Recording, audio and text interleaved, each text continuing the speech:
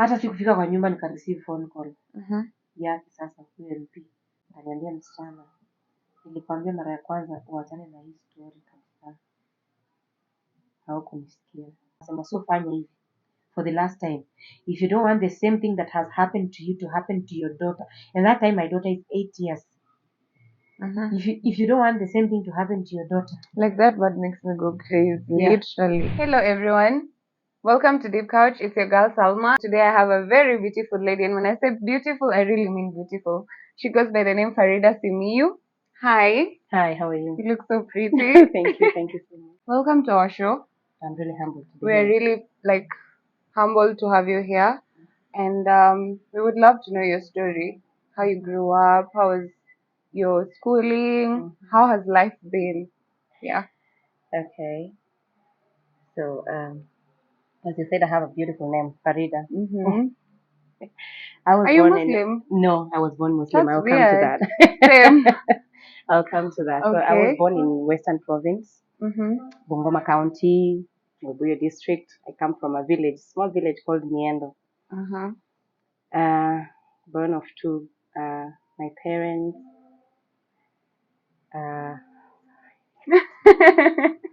It's okay. It's okay. Yeah. So I'm the third born you're the of our third born. family. Yeah. Okay. We were born three of us. I have a sister, an elder sister, called Janela, and I have me, and I have my younger brother called Sam. Yeah. Yeah, we were born three of us. And when it came to 1996, I was 5 years old. That was when we lost our mom. Okay. And my sister was 7, and my brother was 2 years old. So we lost our mom to, they said it's pneumonia. So immediately when my mama passed on, When did your mom pass on? that was 1996. Okay. Yeah. So we had to go start living with our grandmother, because now we didn't have a mom, and there was a lot of commotion with the funeral things, and so we had to go stay with our grandmother from our paternal side. And my dad was in the army at that time, so he had to go back to work, and then we had to stay with our grandmother. But life was not so well because our grandmother was also not well, hypertensive and all sorts of old age diseases. So my father decided to remarry. And he remarried a very good woman. Oh, really? Yeah. For one, Yeah. nimesikia like. He did. Okay. He got us a stepmother who has been so good to us. She has been putting us as the first priority, actually. Because when she came, she immediately had a baby, a son, and that's our stepbrother, and then we continued like that. So I have we are 13 of us right now. Yeah. Wait, you're joking? No, I'm not. We're almost From like that. 3 to Yes, we are blessed. That's a my good papa is blessed. mom. Yeah. Yeah, he is. so she has been a good mother to us. She has taken us through schooling, primary school. All of us went through it. My sister and my brother, and then also did my secondary school still from the close area. That's Miendo, because we couldn't go far away from our home place to school. So it's a walking distance. So it was very comfortable for us. We were okay with that life.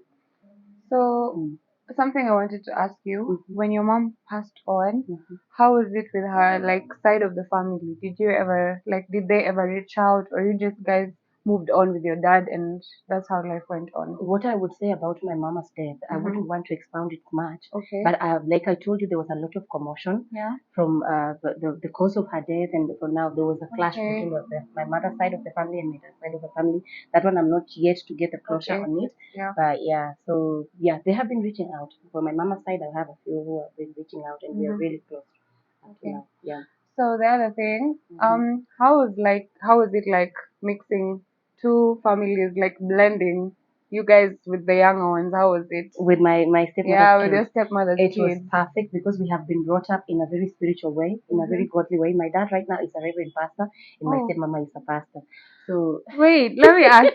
You said first you were born as Muslim. Yes, Let's I was. get to that. Oh, How yeah. did you get to I a was point? born Muslim, but I think my dad at a particular time my dad had to change the religion to Muslim, and my when he was already still with my mom.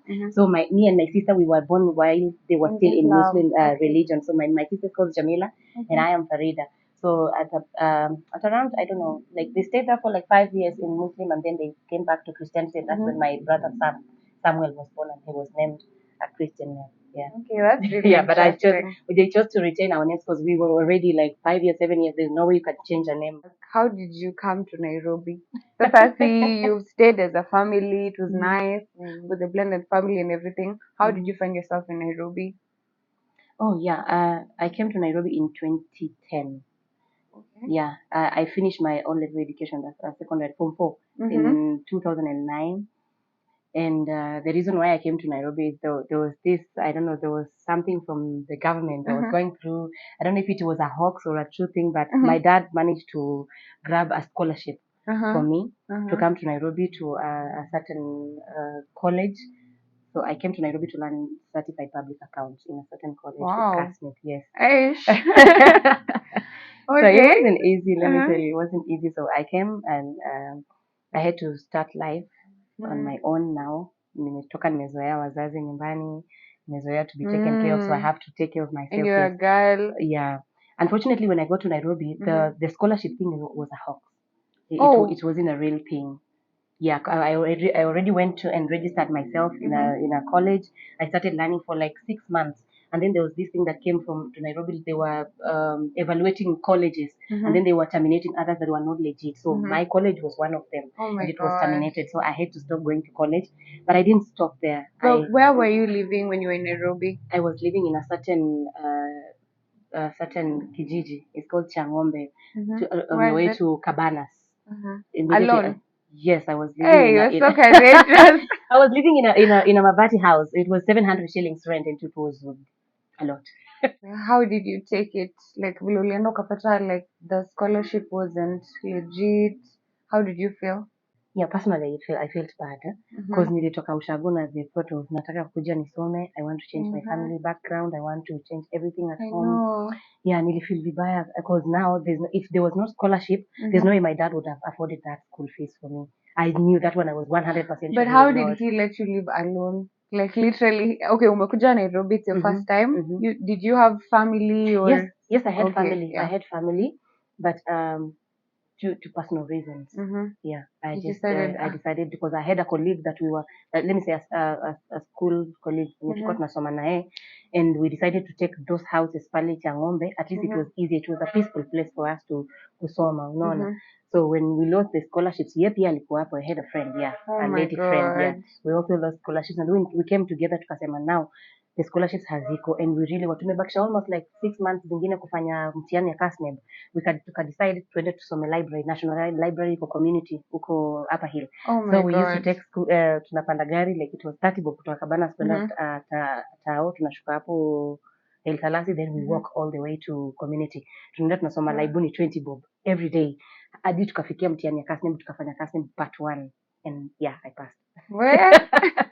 That's a lot to go through at that point. But then how was the experience? Like apart from school, you already found a solution. You'll be going to study somewhere. How was it mahali ulikuwa unaishi? You said it was a slum. What? So you're from Ushago, first of all. Umezoea maisha ya home. Yeah. How was it? Haikuwa rahisi because first of all, I wouldn't much depend on my dad sana for upkeep. Even nilikuwa najua yeye anaendesha boda for hiyo, na kuna wengine nyuma yako, na kuna wengine tena nyuma yangu, almost 10 of us huko nyuma. So nilikuwa mimi yule natamani nasema no, I don't want to burden my dad. So yeah, najua kushuka nywele, naweza shuka nywele, nishuke mtu kidogo hivyo nipate mida, nilipe so mbili, hiyo ni food, hiyo ni fare ya kwenda na kurudi. Yeah, but now it came up the worst part where now my life changed through that slum. Gava ilikuja ika-announce kwa hiyo slum iko kwa shamba ya KPA, Kenya Ports Authority. Yeah, so ilikuwa wabomoe, na sasa unajua sisi ni wananchi wa kawaida, tukasema serikali inajua tunaishi slum, there's no way watakuja kubomolewa, wataelewa. My friend tulibomolewa, kulikuwa kunanyesha, and unachukua vitu zako, na mimi na kama trace yangu kale kadogo kale ka shule ako nilikuwa nimenunua kwa Nairobi. Nimekunja na vitu zangu, kasufuria, kajiko hapo nini, nimesimama hapo kwa uwanja. I don't know where to go. Watu wanakuja wakichukuliwa. So sasa hiyo ni usiku, hamjaambiwa hata like tunakuja kubomoa maeneo? No, tulipewa notice, but now you see tunaishi slum.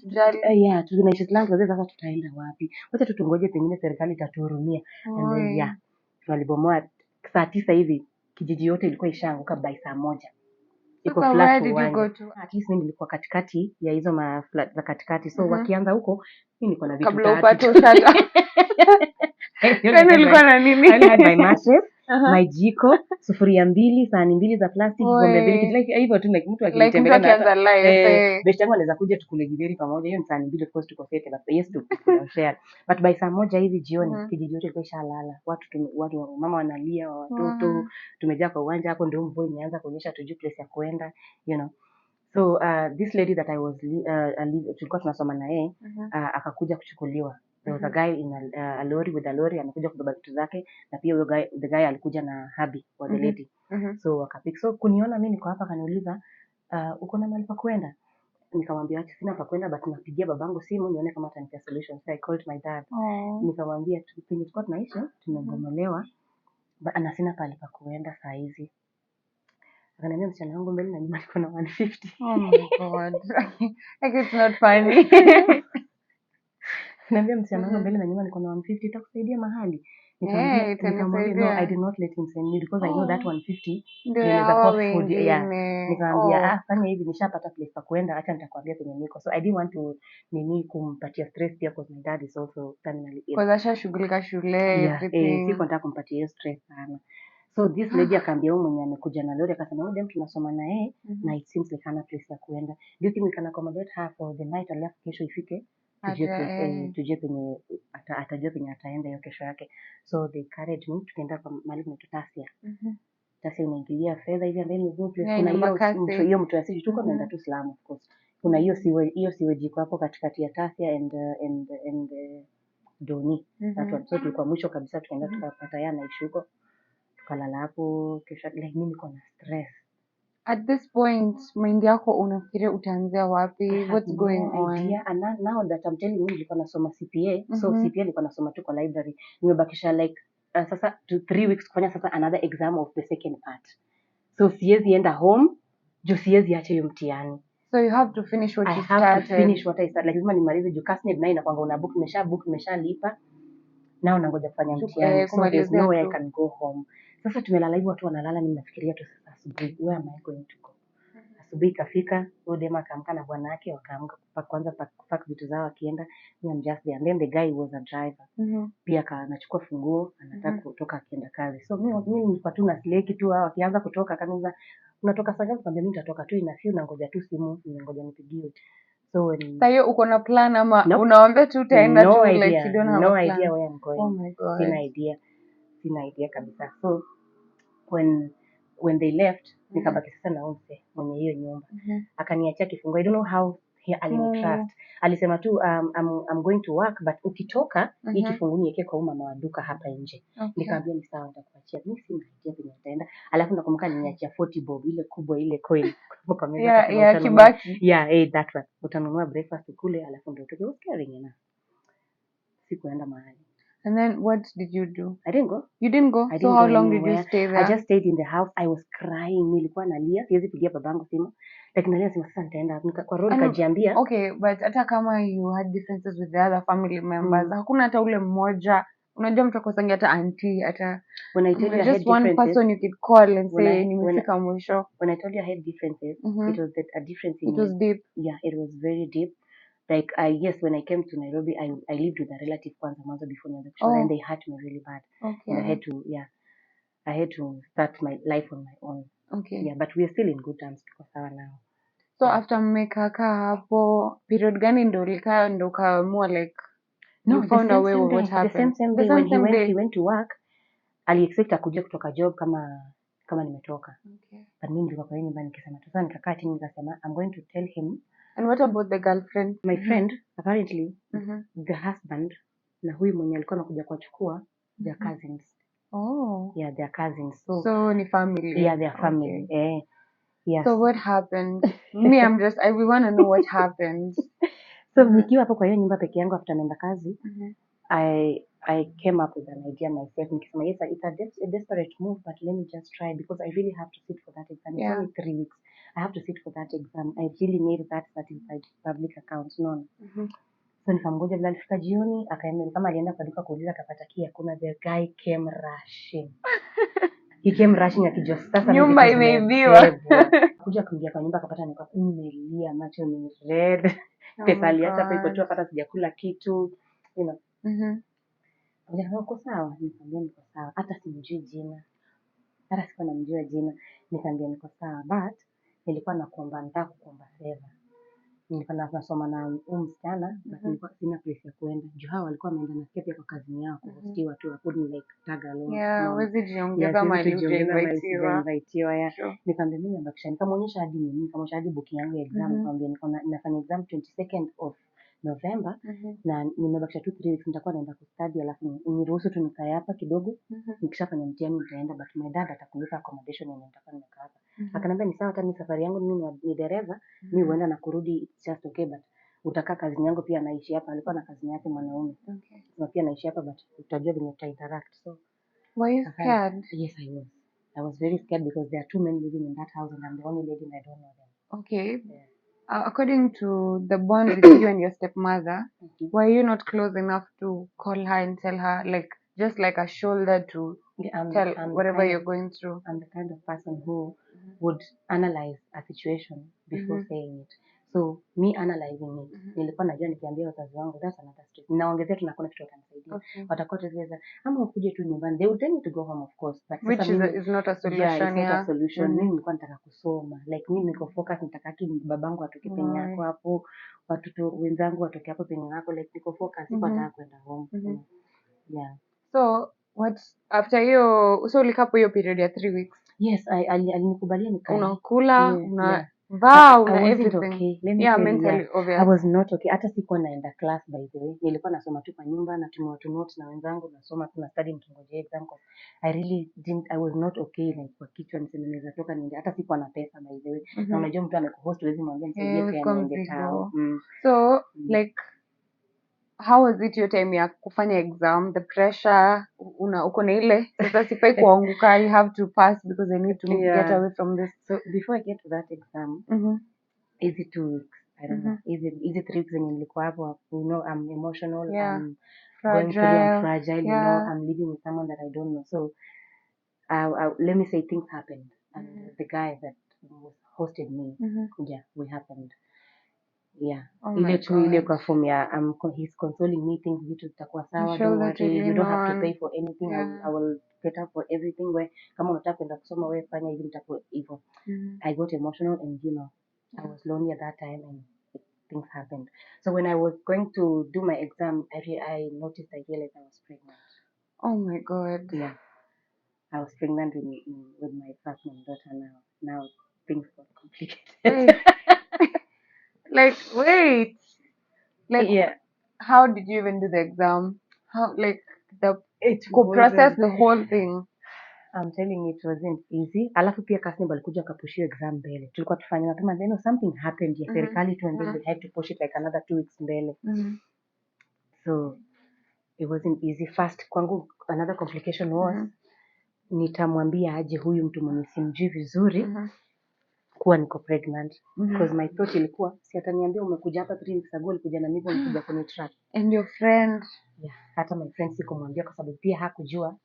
Like, did she ever come back kwa hiyo period ya 2 weeks ama hiyo time ulikuwa unaishi naye? She used to come. Kuja hata nikamweleza, nikamwambia your shemeji amekubali kunihost, nimalize nifanye exam, akasema which ni sawa. Okay. Yeah.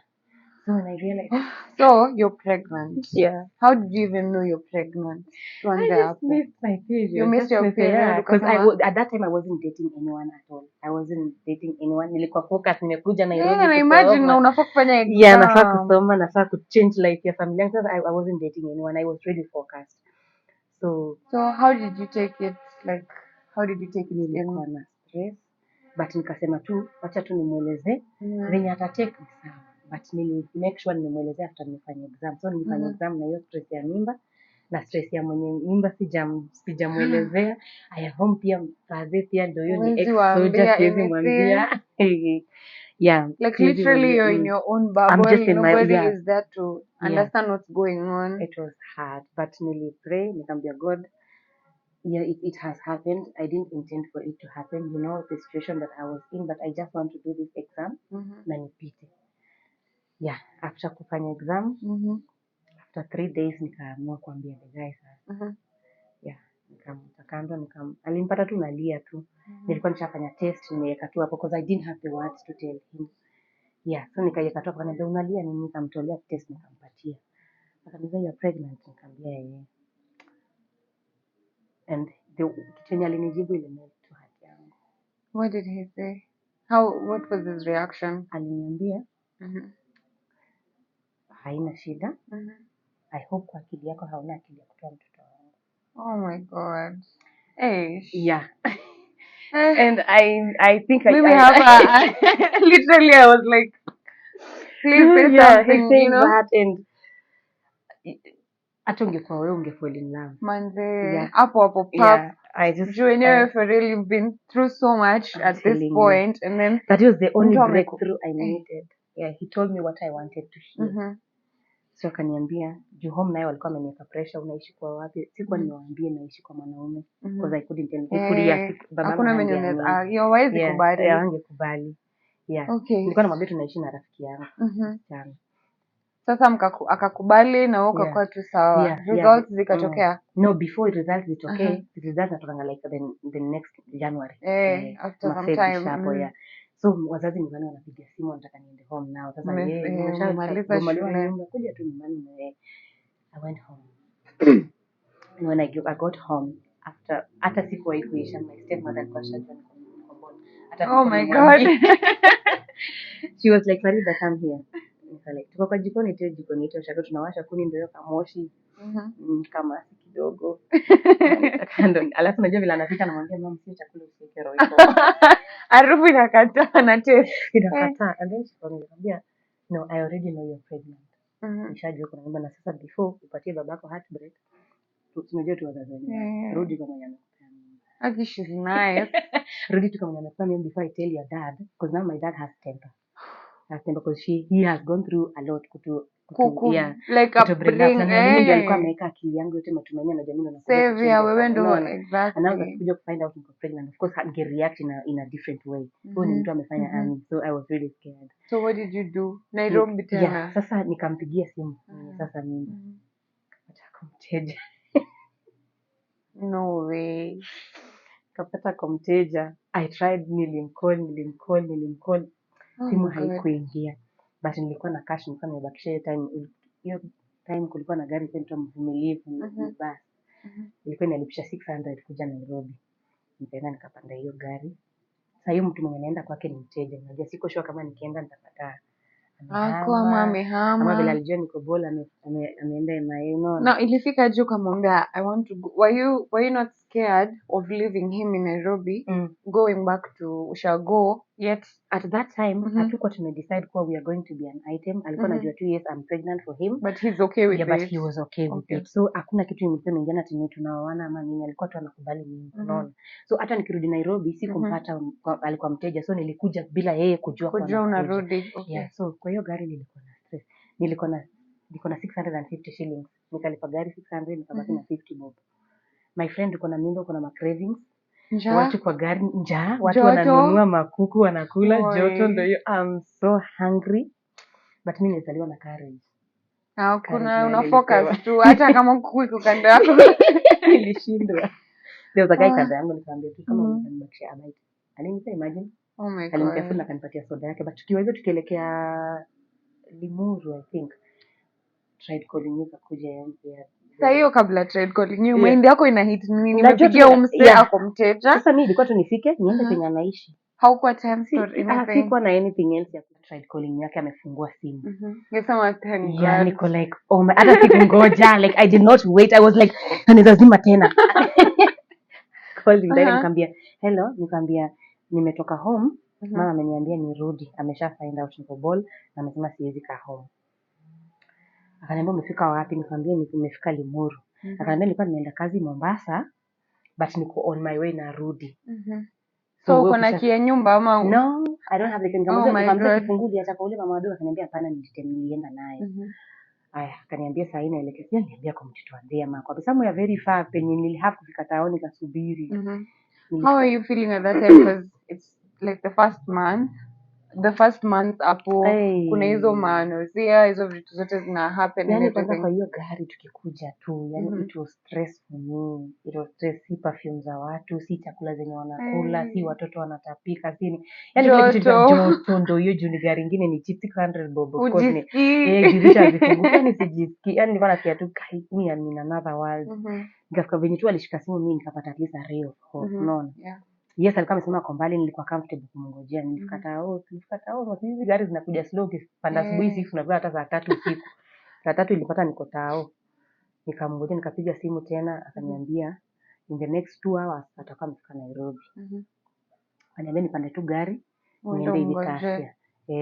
Akanitumia fare. Nikapanda gari. He was so nice. Yeah, he was really nice. Akanitumia fare, nikaenda nikamgoja. Sasa venye nilifika huko vizuri, alikuwa deresa ni gari tunakuja tu naye, so akwa ashuke mahali apande gari, so hata hiyo tu wasai kuisha alikuwa ameshafika. Then akakuja finally, nikamwambia venye kumekuwa home, nikamwambia madha sha find out, so ameniambia nikishafika after 1 week ndo ataambia Faridah story yangu, alafu then you guys will talk. Sema ni sawa.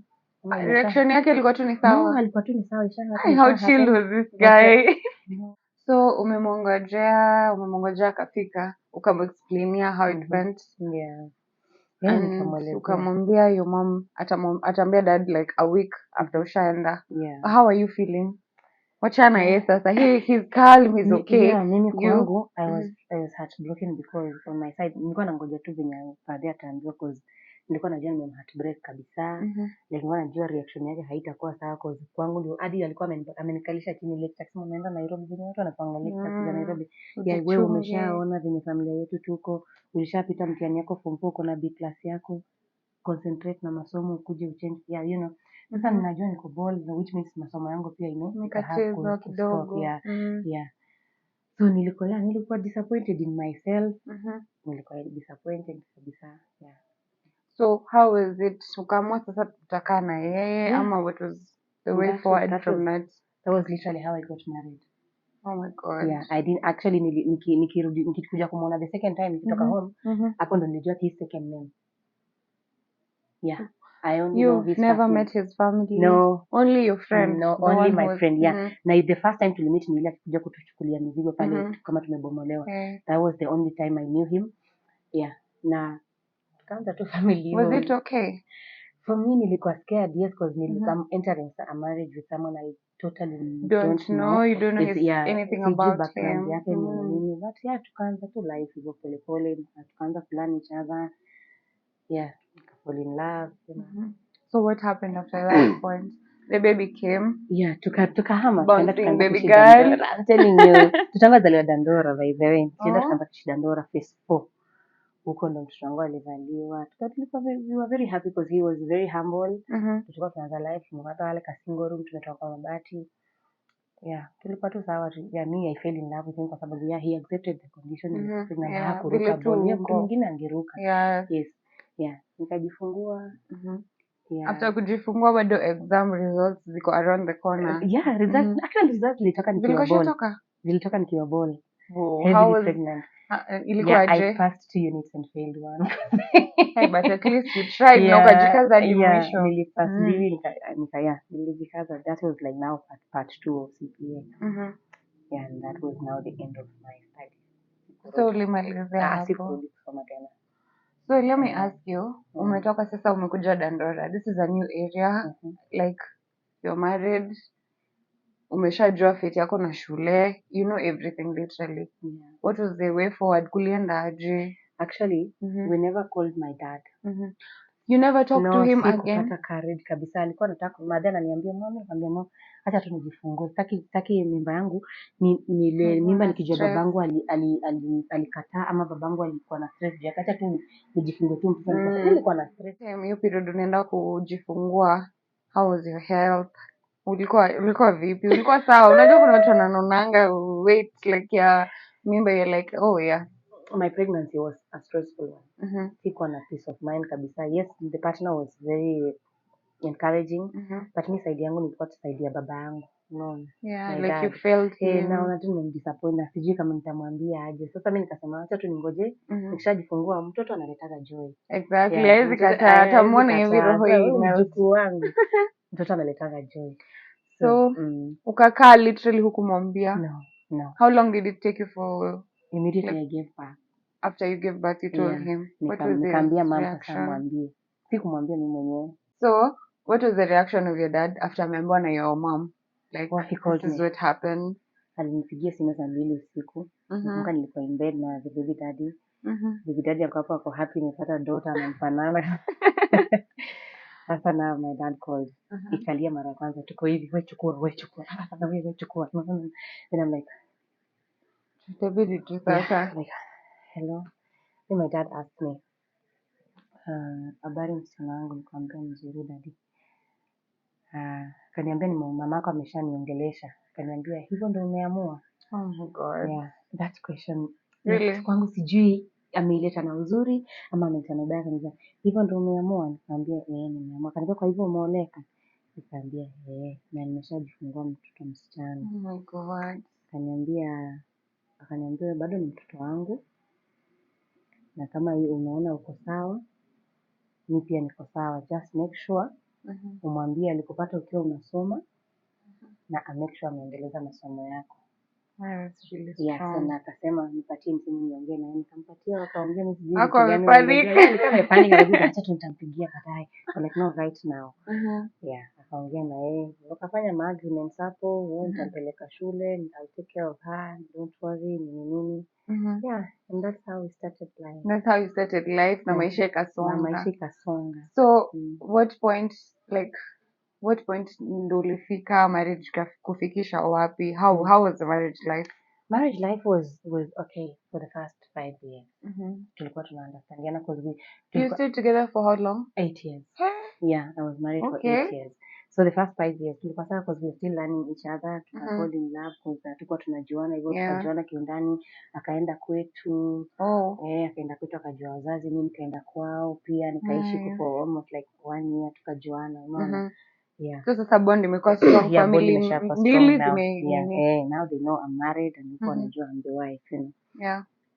Still niko tu sawa and I applaud him for the first few years. Alikuwa very very encouraging, alikuwa a very wonderful partner, the one that mimi mwenyewe nilikuwa nataka kwa roho yangu because tuligrew each and love tuligrewisha, si ati tulijuana. Tumefika kwa how was the marriage life?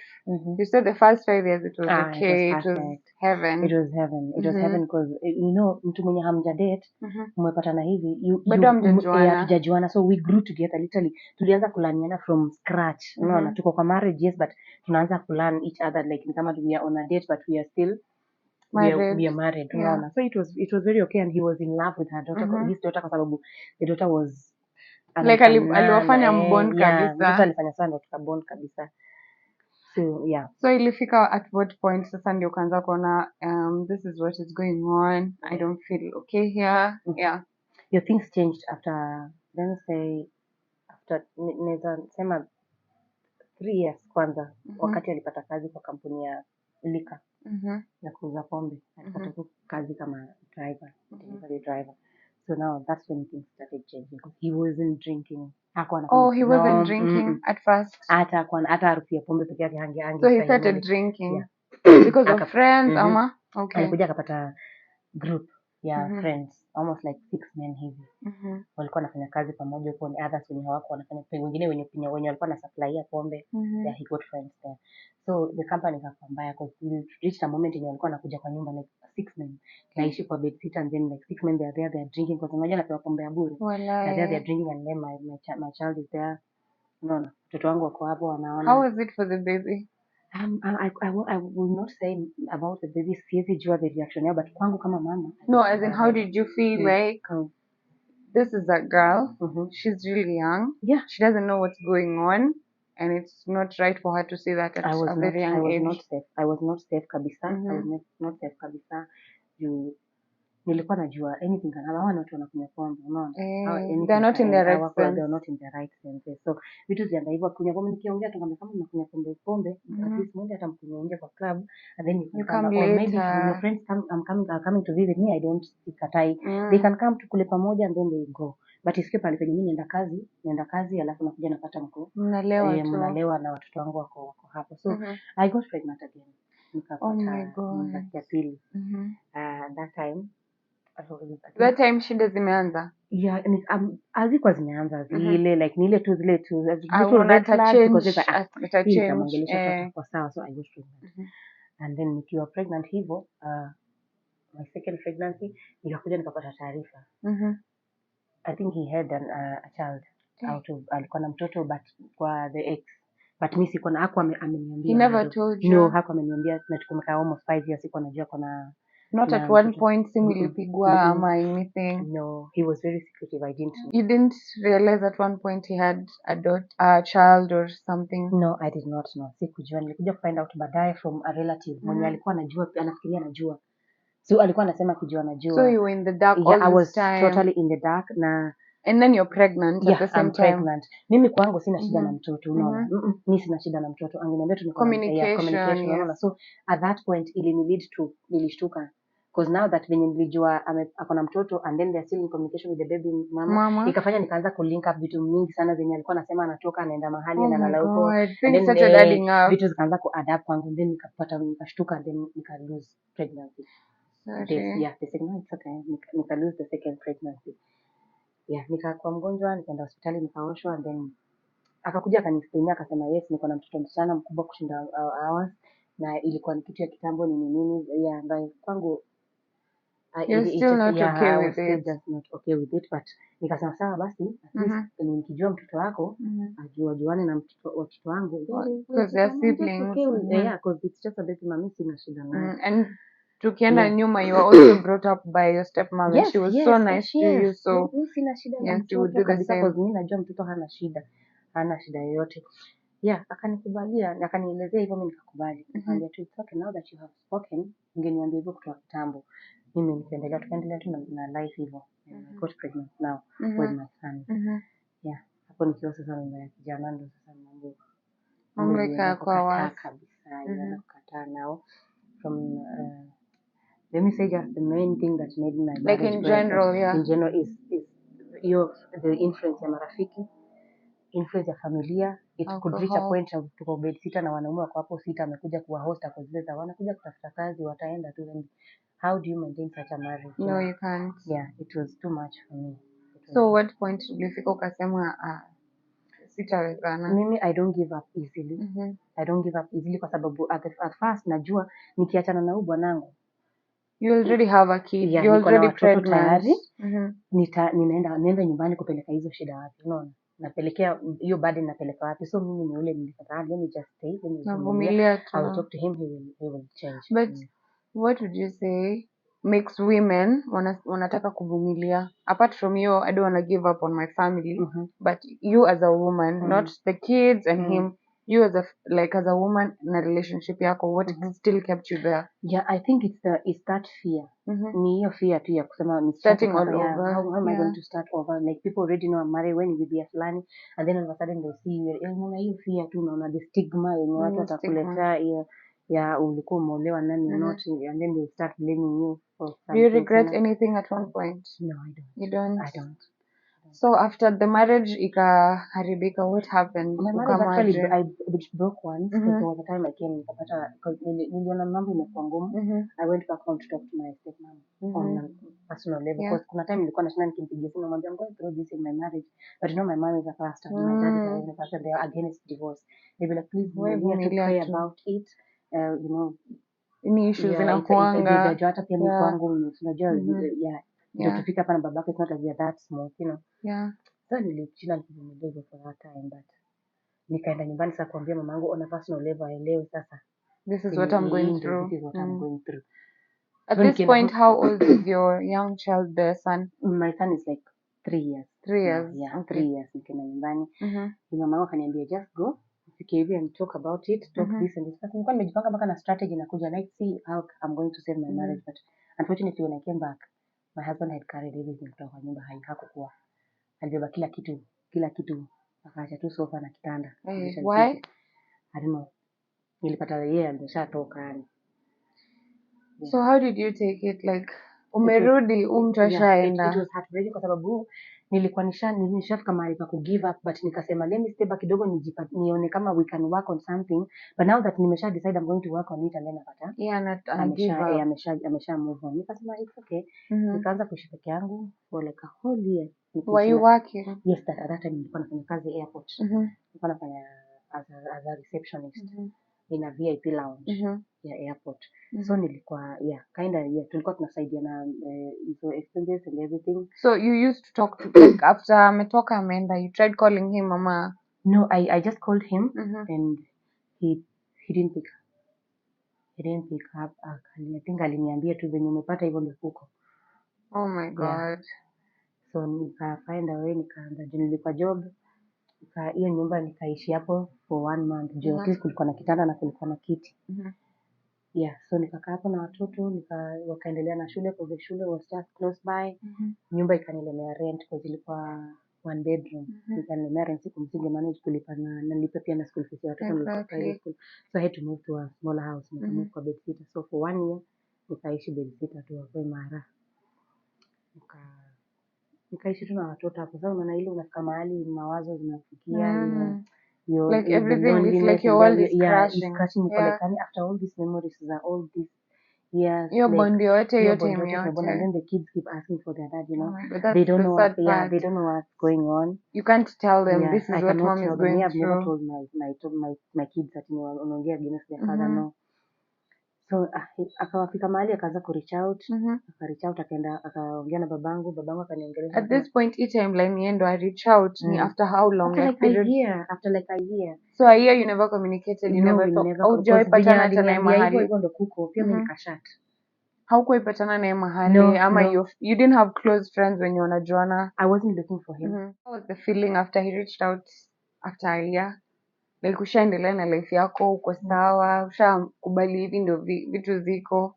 How did it come to that point?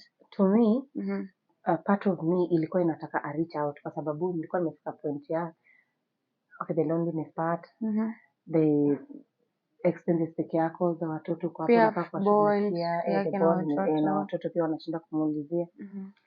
So alikuwa amesha reach out, amefika nyumbani, ameongea na dad.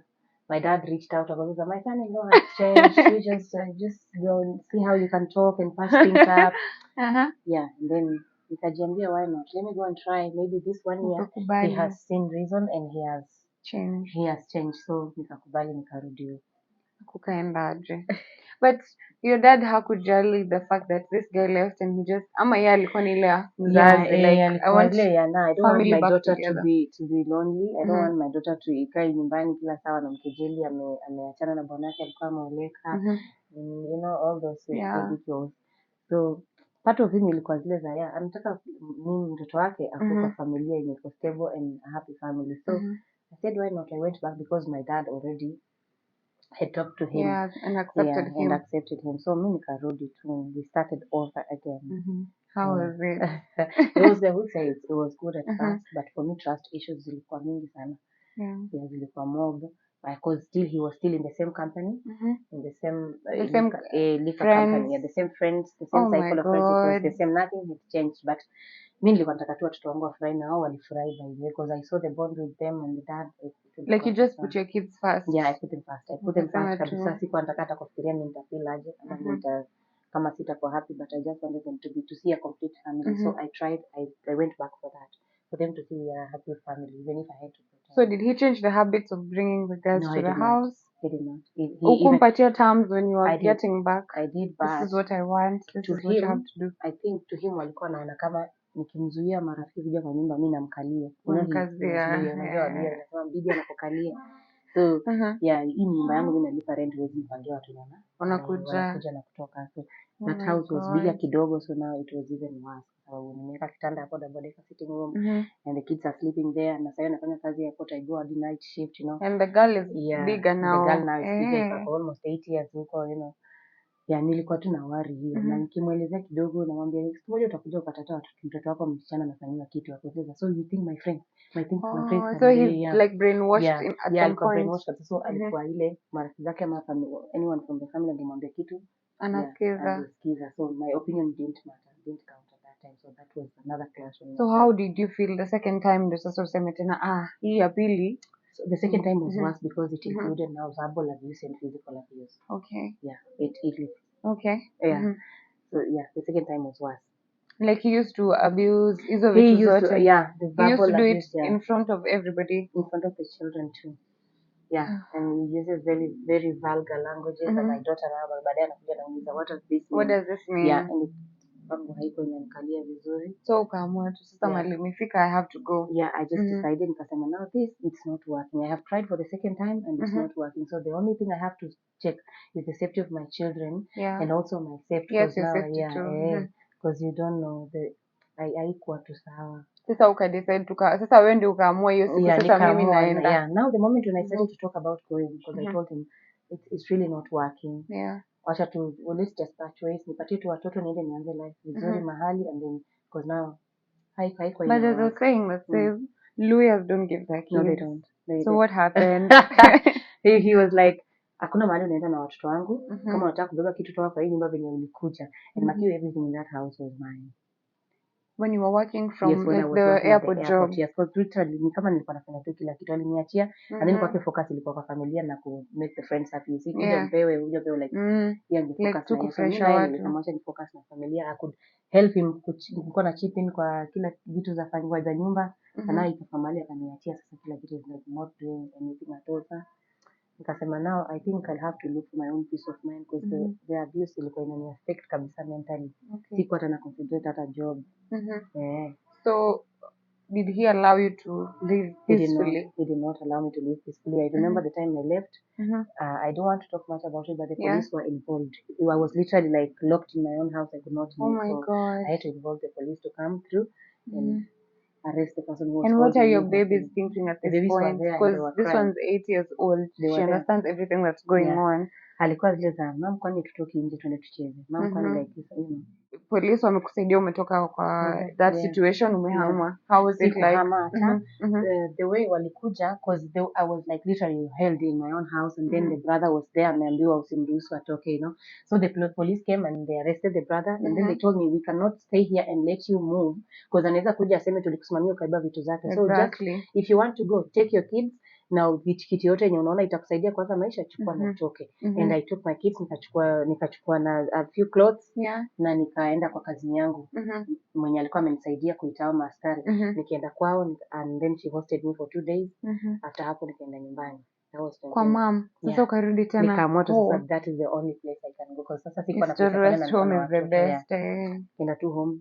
Na hata before nitoke, before tuwe kwa nyumba nikiwa nimefungiwa, I called my dad. Nikamwambia I have been calling you guys, nikamwambia kina Teswa. Nikaambia babangu, nikamwambia tufanye hivi. Ikipita hapa, kuja tu sasa mchukue mwili wangu. Oh my God. Ikishapita hii siku hii kama niko kwa hii nyumba, the next thing kesho yake kuja mchukue mwili wangu. Was it that bad? It was bad. I could not take it anymore because hata hiyo kufungiwa kwa nyumba nilikuwa nimefungiwa, si ati nilikuwa sana, nilikuwa nimepigwa.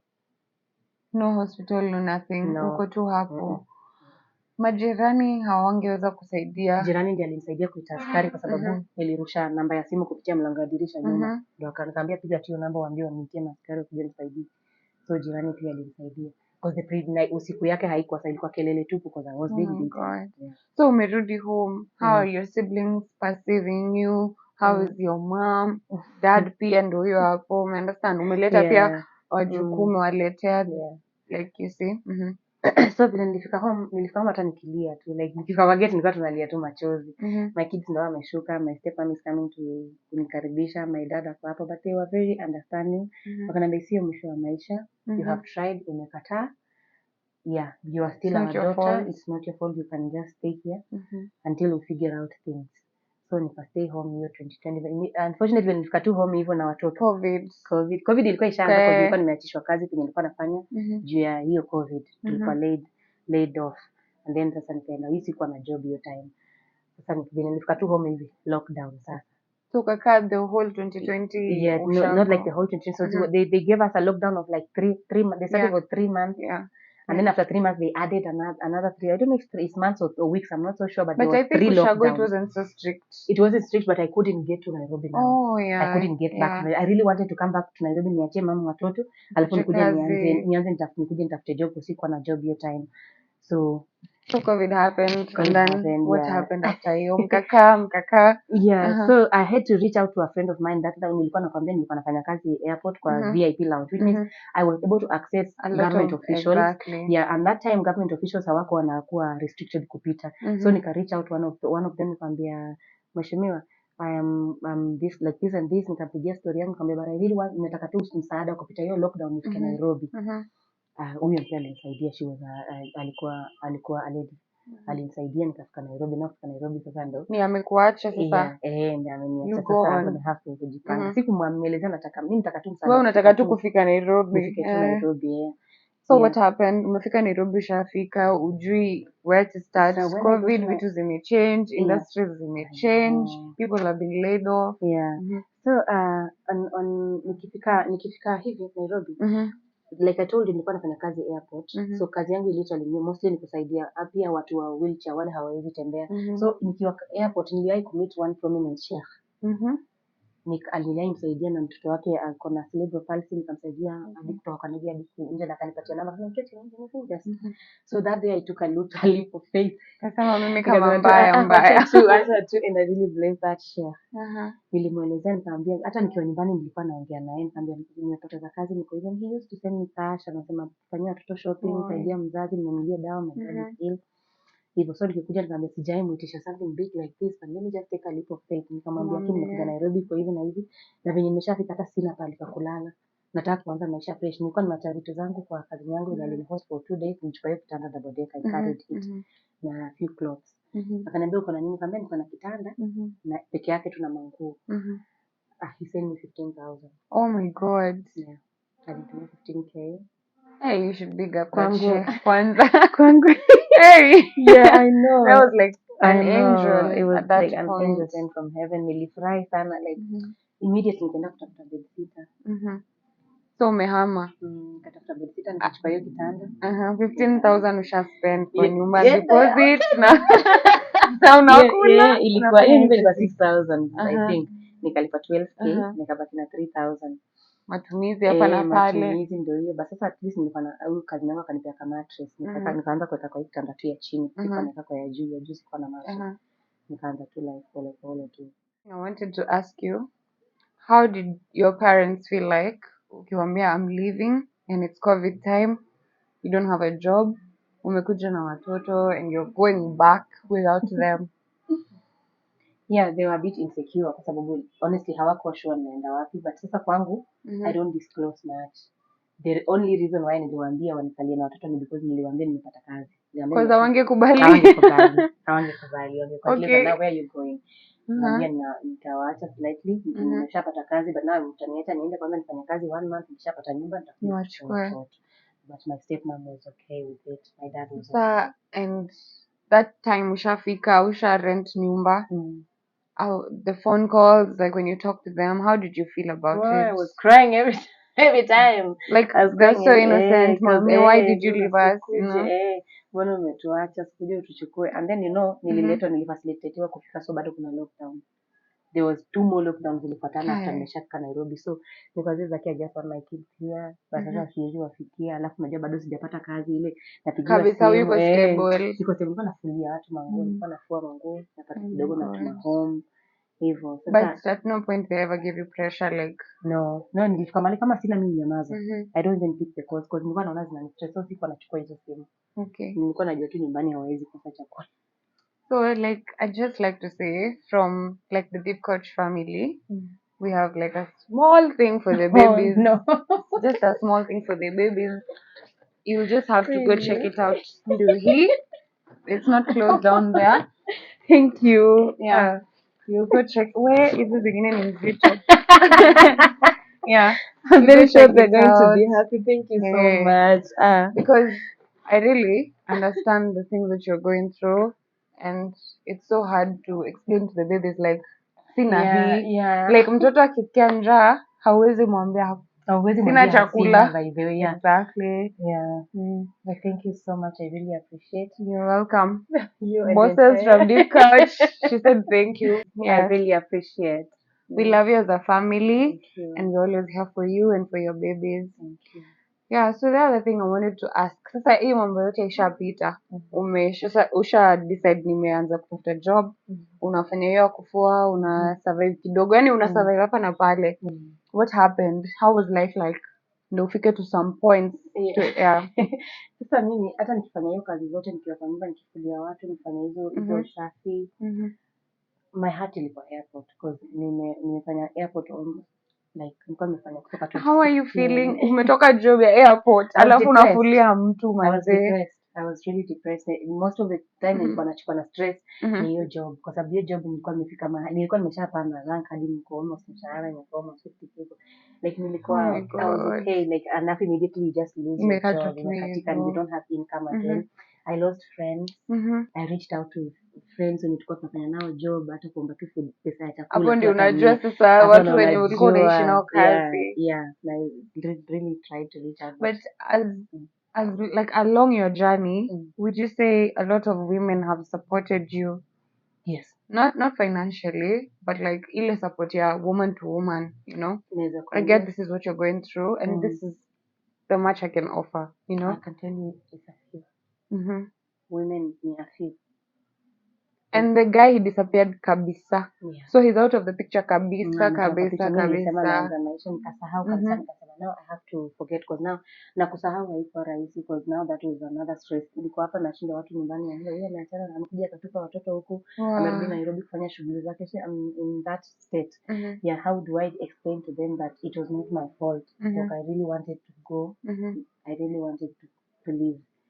So nilikuwa bado na hiyo stress. It wasn't easy kuishi peke yako ukijua kila siku umeishi na mtu kwa nyumba, mmeshare life, na alafu nao pia niko peke yangu, watoto wako nyumbani. It's stressful na loneliness sasa. So ulipata job ama kulienda aje, ama you still continued with that? Oh yeah. I didn't have friends. I wouldn't say I had friends, but I had people I knew nilikuwa nimepatana nao airport kwa hiyo job nilikuwa tunafanya. That is, I think, the one that contributes more to my story, because it mostly comes from the place where I used to work and the people I used to meet from the job that I used to work. So nilikuwa na meet watu wengi, masenator, prominent people, ambassador of different countries, you know. And then we kind of like became mutual friends, unaona. They could contact and everything. Umefika hiyo point ya you meet these prominent people, you've interacted with them, you've spent time together. How was it? Yeah, a lot of them were kind. Ile kusema nimetoka kwa hii background alafu wanani-invite nienda kwake. Yeah, tulikuwa tunaenda hata na marafiki, we could assist somewhere in the catering, unajua wageni ni wengi, unaona. So one of the days, as a normal day, we were invited. And tukaenda with friends. We went to assist in hapa pale na kuserve na hiyo. So mmekuwa invited to this place. Umeambiwa mabeshte twendeni leo niwapeleke place fulani. It's so nice. How was it like? How was the experience your time when mmefika? Yeah, of course it was a nice experience, kwa sababu now tumefika kwa this a whole mansion. Exactly. It's a prominent person tumeitwa. Tumeambiwa tuende tusaidie kupika, kuliko niende nilipe watu and you guys can come and serve, kuliko niite waiters, come and take this chance. Tukaenda. Chukua hiyo pesa. Chukua hiyo pesa na yeye ndio hiyo sasa tukaenda. That time I still used to work at the airport. Hiyo still COVID haikuwa imehit bado. So we went there, tukamaliza hiyo sherehe, watu wakaanza kutoka. So towards me kutoka, I managed to witness something that I shouldn't have witnessed. And that is something that has changed my life completely, and I wish I was not there. And it scared me to a point of I just didn't know where to run to, because I knew nimesha witness hivi, they will not leave me alone. There's no going back. There's no going back, because they already saw my face. I saw it literally happening live. Are you comfortable to tell us what happened? No, I will not. It was just... No. It was something dark. And the next day, after 2 days, it was on the news. And they reported it in a wrong way, in a false way. Yani literally walidanganya kila kitu tu yani. But I was there and I witnessed it. So me seeing that, and they have reported that on the news, and it's a wrong thing, I got very scared. Yeah, because it's prominent people and you are... Nikajua tu nitakujua kwa sababu niliona, and now they have reported it in a wrong way. But sasa mimi nikitoka hapo niliwaambia you will never hear from me. Hamtaisikia, nilipromise nikamwambia hata in fact sijaona. hiyo ni kitu mimi mwenyewe hata nitajiconvince sijaona sikukua hapa. So can I ask you, were your friends safe? My friends, yeah, the ones that you came with? Yeah, but I did not tell them. Okay. Waliniona tunatoka tu hapo natetemeka, naambia twendeni. Wakuza na tujalipo bado, nikamwambia wameniambia watanitumia pesa. Yeah, so mmefika home utawaambia aje? Yeah. Like what did you tell them? Fortunately mimi ndo nilikuwa nimewaita, so nilikuwa nishapewa pesa. Nilikuwa nishapewa pesa half. Okay. Ndio walikuwa wanasema tukishamaliza kazi tutalipa pesa yote. So me I just niliwalipa tu hiyo pesa. Hata mimi sikuchukua anything, like literally I didn't want anything to associate with that place again, kulingana na hiyo kitu nilikuwa nimeona. So whatever dark thing you saw or whatever happened, like do you feel like you were at the wrong place at the wrong time? Yeah. Or nikibati tu mbaya wewe uliona kitu huko unafakuona? I wasn't supposed to see that. Nilikuwa kind of, it's a mansion and you are looking for a washroom, unatembea, and then I just managed to find myself in a wrong place. Yeah, and I witnessed something that I shouldn't have witnessed, and I rushed kutoka hapo. That's honestly sijaisahau. So did they reach out after that, ama like just kila mtu alinyamaza? After nilipata hiyo story imeripotiwa kwa news, nilienda police station. That was what I did wrong. Oh my God. Yeah, nilienda police station because I was scared. Nikajua nao kama wameripoti hivi, si mimi naweza fanyiwa tu anything, and then they will just report in a wrong way and hakuna mtu atanijua na nitasahaulika. Nilifeel scared, nikaenda police station. Nikaenda kureport, nikamwambia mimi I witnessed 3 days ago, I witnessed this and this and this.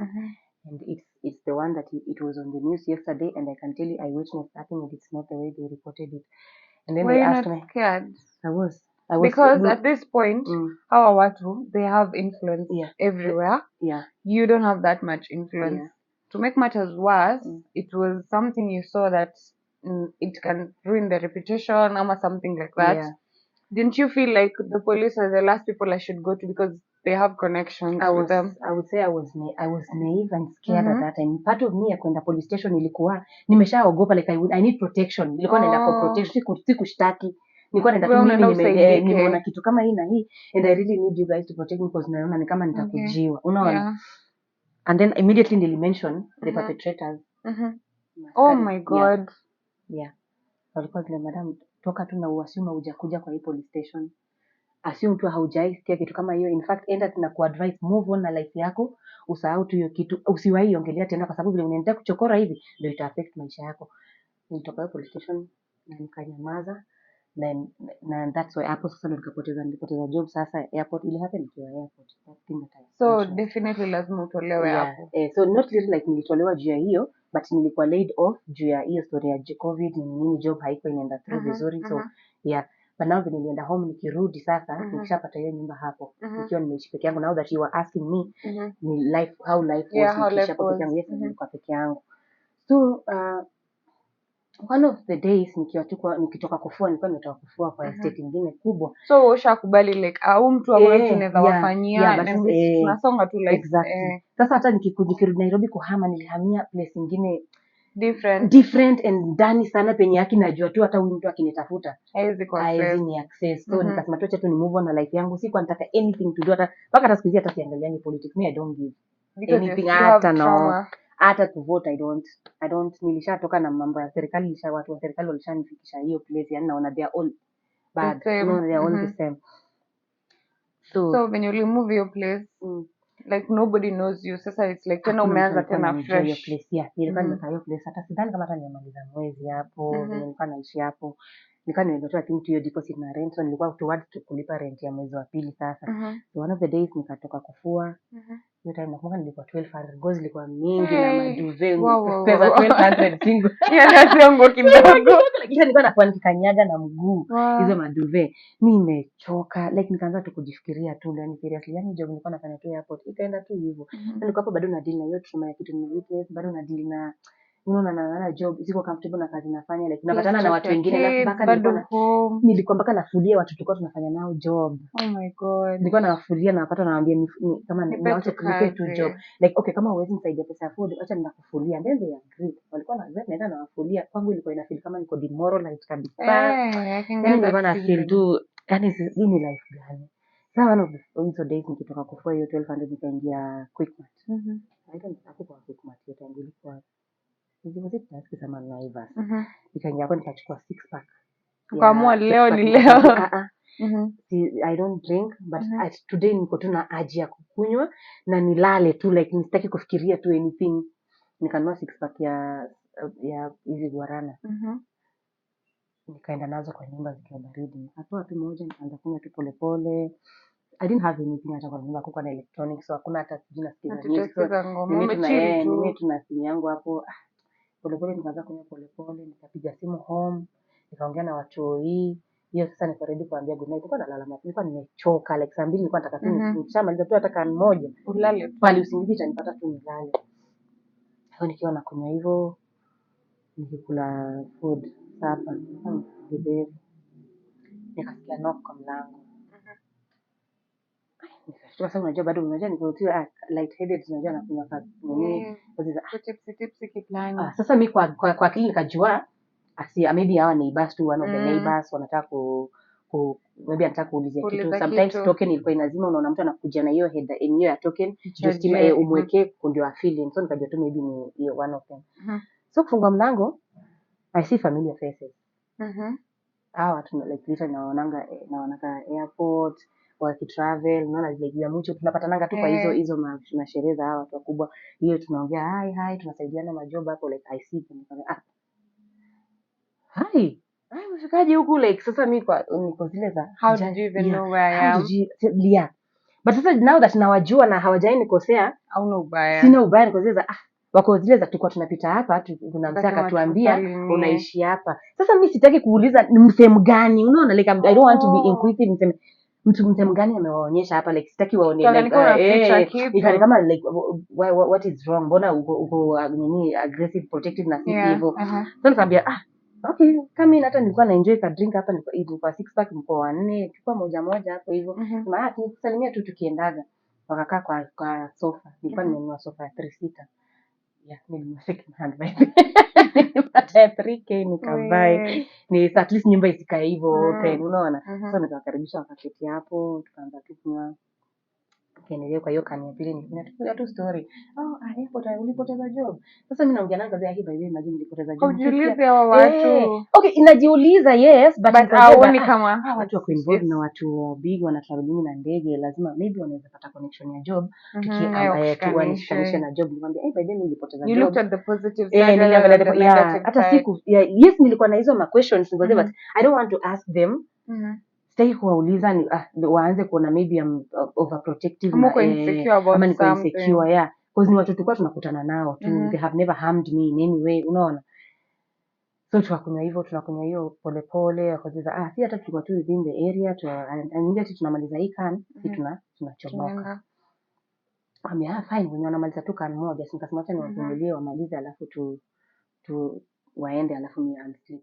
And one of them akaniitisha maji akaniambia nisaidie maji ya kunywa alafu hiyo place nilikuwa naishi maji haikuwa constant ati inakuja like drought kuko na maji so inaweza kuja mchotelee kwa mtungi na it's kind of like salty so mchotelee alafu tena itapotea but sasa maji ya kunywa tulikuwa tunanunua kwa mkoko it's fresh mkoko alikuwa anatembea na tuzi ya 40 bob so nilikuwa na maji kwa mtungi so nikachukua tu a plastic cup tu nikaenda kuinama nimevaa kitu kama hizi za kulala tu pajamas short and the matching top yake nikashort tu sasa venye waliingia nilikuwa nataka kulala it's not even that revealing too comfortable free ya kulala naye kaenda kuinama hivi nikienda kuchota maji kwa mtungi mmoja wao akasimama akakuja like venye nimeinama so at this point how many are they 4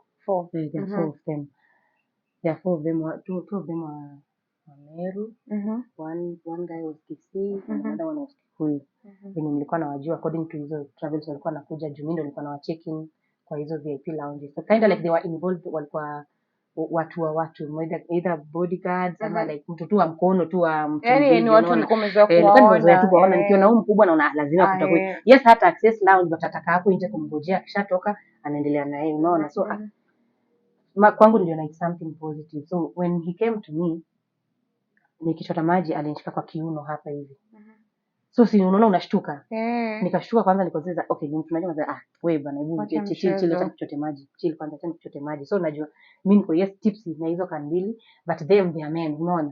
They can Hiyo ni control kama ni soda themselves, kwao wamekunywa, wanaweza control. So nikoseza hapana, acha tulia kwanza, chill. Na nataka kama ni like sikuchukulia kwanza, haiko ni hit kwanza. Najua tu maybe au tumeelewa, alafu mtu amebambika na mimi and then he wants yani ana make feelings passes. Ana make passes at me. So ni mimi kustopisha hizo passes, nikamwambia sasa uje tujazoeana hiyo designer. Nikamwambia wewe chill acha nikuchote maji. Sasa mimi nilisimama hivi na maji, hii maji nikitaka kumpatia hivi, the only thing nilipata ku receive hakuchukua maji, ni coffee alinipatia na mkono huku nyuma. Alinipatia coffee kwa uso, across the face, and then nikafeel sasa tunajua niko tipsy. And then sasa nikafeel dizzy. And I just went down.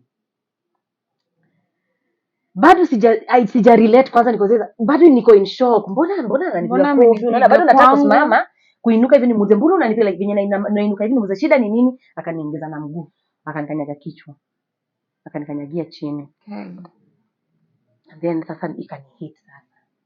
Bila nikanyagia chini, akainama na akifanya hivi hao wengine wanafanya amesimama, wanaanza kufunga trouser. Oh my god. Yeah. Walikuwa wameanza kufunga trouser. Sasa nikiwa chini nikaangalia hivi, ikanihit sasa, nikaanza it's about to go down. You are going to be raped. Hii ni story unasikianga tu na it's happening. Mwenye alikuwa chini vile alipiga mabaya. I'm sorry, don't make me cry. No. Like hakuna hata mmoja mwenye alikuwa na second thought ama ukajaribu kuongelesha in a nice way? I think they came prepared. Walikuwa wanakuja wakijua they will do it and they will do it. There's nothing yenye ningefanya yenye ningewazuia kufanya, because I tried everything.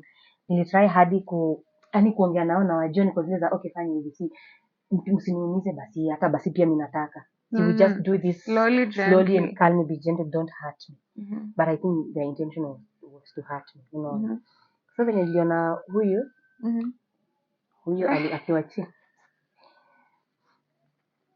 akiwa chini hivyo kwa floor, after amenikanyaga uso, akabenda sasa kuja kaanza kunitoa hiyo short nilikuwa nimevaa, kwa sababu hakuna kitu chochote nilikuwa nimevaa ndani, and it's an elastic short. Na alishika tu naye alitoa tu immediately, hata hakungojea. And then hawa watu wengine sasa wakakuja. What about the neighbors? Sasa si hiyo building ndio yenye nikwambia ilikuwa na shida ya maji, ilikuwa maji inakuja ikipotea, watu walikuwa wamehama. So floor yenye nilikuwa I think ilikuwa siwezi count kama watu watatu. And then mwingine alikuwa anafanya sijui alikuwa karao na alikuwa anafanya kazi usiku. So naweza sema maybe watu wawili ndio walikuwa hapo. Yeah, but now I couldn't. No, hiyo ni plot, it's a plot. You couldn't scream. I tried, but now wakachukua kinguo ile short nilikuwa nimevaa. Yenye alinitoa hiyo akaikunja vizuri, alafu akaongeza kwa mdomo wangu, akaipost. Oh my god. I'm sorry.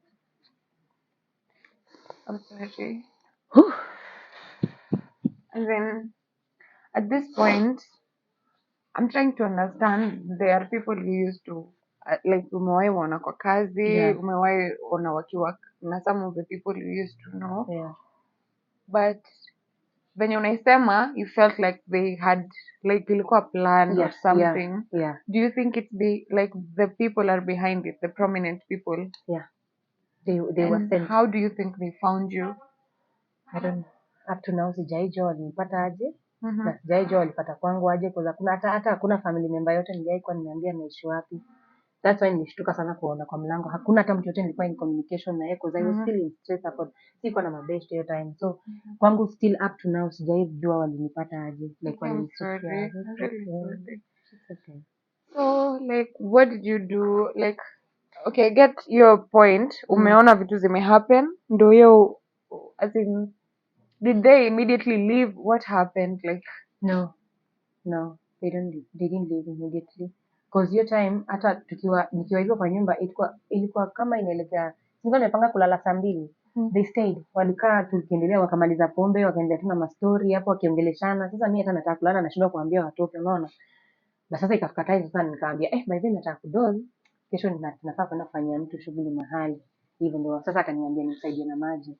So it was almost like 10ish usiku hiyo time. Sasa they didn't leave immediately. I know you feel so bad about it, but like I just want to let you know, as women, and me as Salma, I'm here for you. And nothing is, nothing can justify what they did.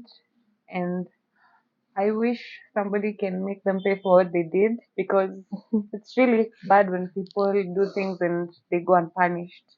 It is. It Because is. you're somebody's mom, you're somebody's sister, you're somebody's daughter, and you're somebody's friend, and it was not your fault for you to be there and see what happened. It was not Yeah. your fault, I have told and myself that.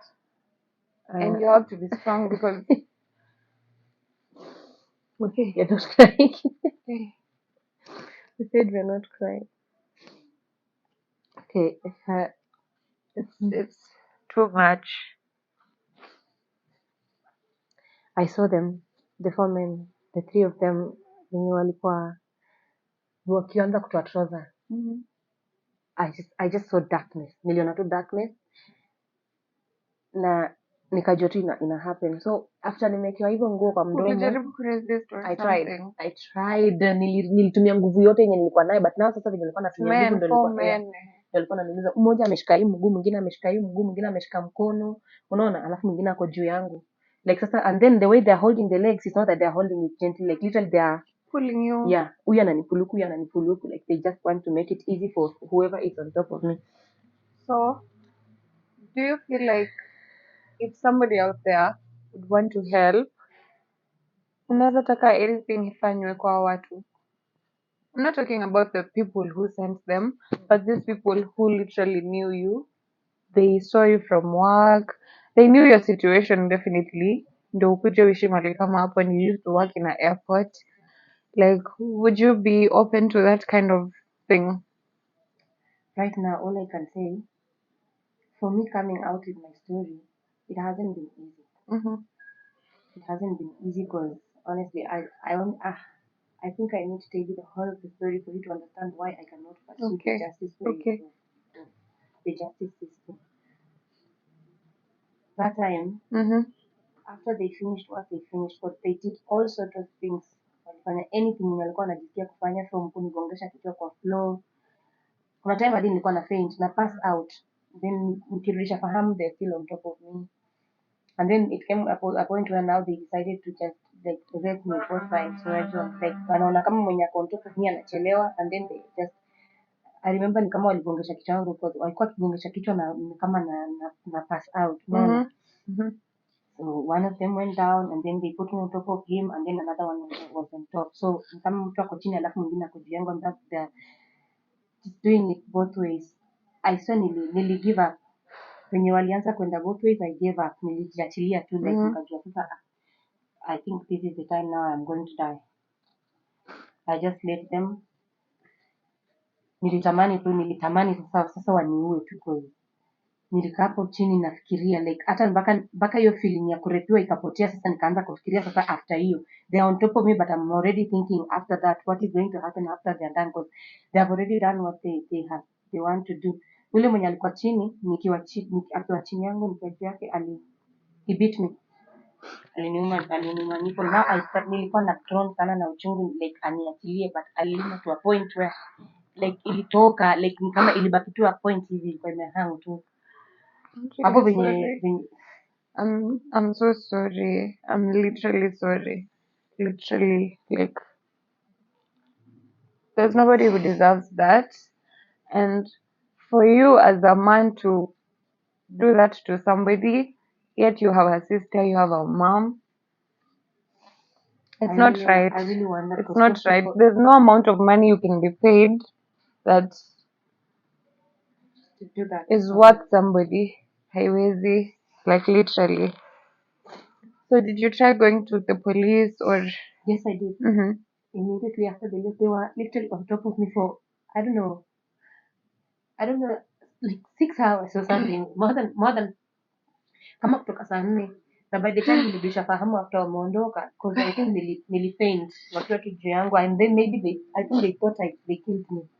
Nilikuwa ni kama walikuwa wamefikiria washaniua because maybe their aim was to finish you. By the time niliamka hawakukuwa. That is like 4ish asubuhi, from 10 usiku hawakukuwa. So So you were literally unconscious for... Yeah, I don't know how long I was unconscious. I don't know. When you woke up, what was the first thing you saw? I didn't see anyone. Mm-hmm. They were all gone. I was alone on the floor. Mm-hmm. I was bleeding. I was bleeding because they had bitten my nipple off, and I was bleeding because they forced their entry. Yeah, my backside. They forced because they literally both raped me on both sides. So it was still, I was in pain. Mm-hmm. The only thing I could think about was just to take a shower. You didn't think you're supposed to go to the hospital first, and I was dirty. mm-hmm. I felt very dirty because I felt myself and I was like literally wet all over, and Mm-hmm. I just wanted to take everything about them off of my At body. that moment. At that moment, I just didn't want to feel them. Mm-hmm. So nikaingia kwa bafu. Mm-hmm. Fortunately nikifungua shower nikapata kulikuwa na maji, ilikuwa imefunguliwa. That is how niliingia kwa shower. Mm-hmm. I took a toothbrush. Mm-hmm. Na nikachukua omo detergent, nikajimwagia. Nikachukua toothbrush nikaanza kujisugua. Nikaanza tu kutoa uchafu yote yenye nilikuwa na feel tu penye wamefika. Anyway, like I just washed for almost 1 hour and a half nikiwa tu hapo ndani, like siamini hata kama nimeng'ara, like naoga nalia, alafu unajua maji kimwekea hiyo place imeuma bado ni chungu, like hata sikuwa na feel hiyo pain sikuwa na feel. I just wanted like itoke tu, You get on with it. yeah, I just nisisikie tu yani anything, hata harufu yao tu ndani yangu, like I didn't want to feel anything about them, nisikuwe na memory yote. So I just thought kuingia tu kwa shower ndio ita wash away everything. Nataka tu kufeel tu clean venye nilikuwa before waingie. Unaona, at the same time I was very heartbroken and I'm very disappointed because I really trusted them. Naona nilikuwa najiblame sana, nikasema mpaka mbona nilifungua hiyo mlango, like mbona sikuwauliza mmejuaje hapa, like mbona sikuenda na hiyo instinct yangu ya kwanza nisemee amko mnajua hapa, mjai kuja kwangu, how come mmefikaje hapa, mbona sikuwauliza hiyo time na niwaambie no you cannot come in. Unaona, like nilikuwa na hizo vitu mingi, nilikuwa na regret na redo hiyo the same incident, nione kitu yenye naweza ningefanya different before it happened. Unaona, and that is how I've lived the rest of my life after hiyo incident. Nimeishi tu hivyo yote tu nikitry kuredo hiyo moment nione what I could have done different, nikijiblame tu time yote. So nikitoka hivyo kwa bafu for 1.5 hours nikafikiria, because I was in pain, nipo ilikuwa ina hang, haiko imehang tu, like nikitufanya tu hivi nitaitoa.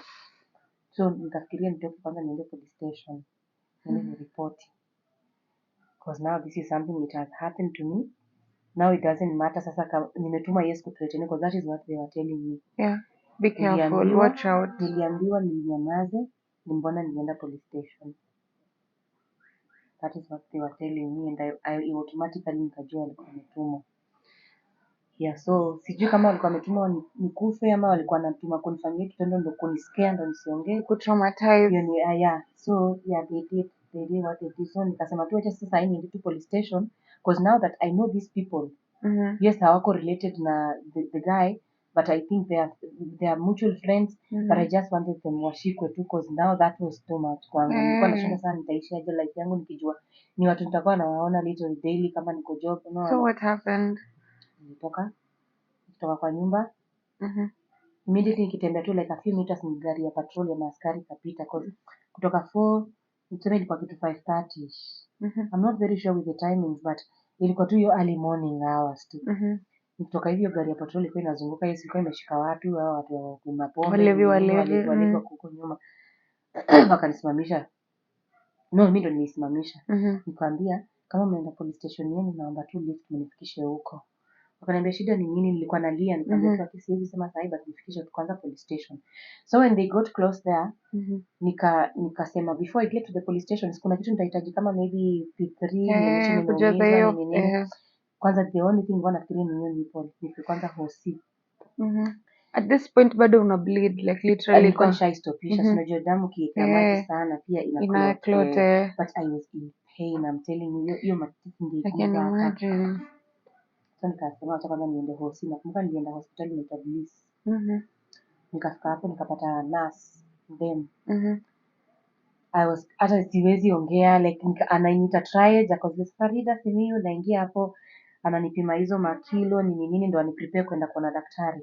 Nalia tu, akaniambia simama kwa kilo, shida ni nini? Nikamwambia nataka kushonwa. nilipona. Akaniambia shida imefanyika nini? Nikamwambia, akanyamaza, akaniangalia, akaniambia umerepiwa. Nikamwambia akaniambia ako wapi huyo mwenye amekula? Kuna mjua? Nikamwambia si mtu mmoja. Nikamwambia ni watu wengi. The nurse alishtuka.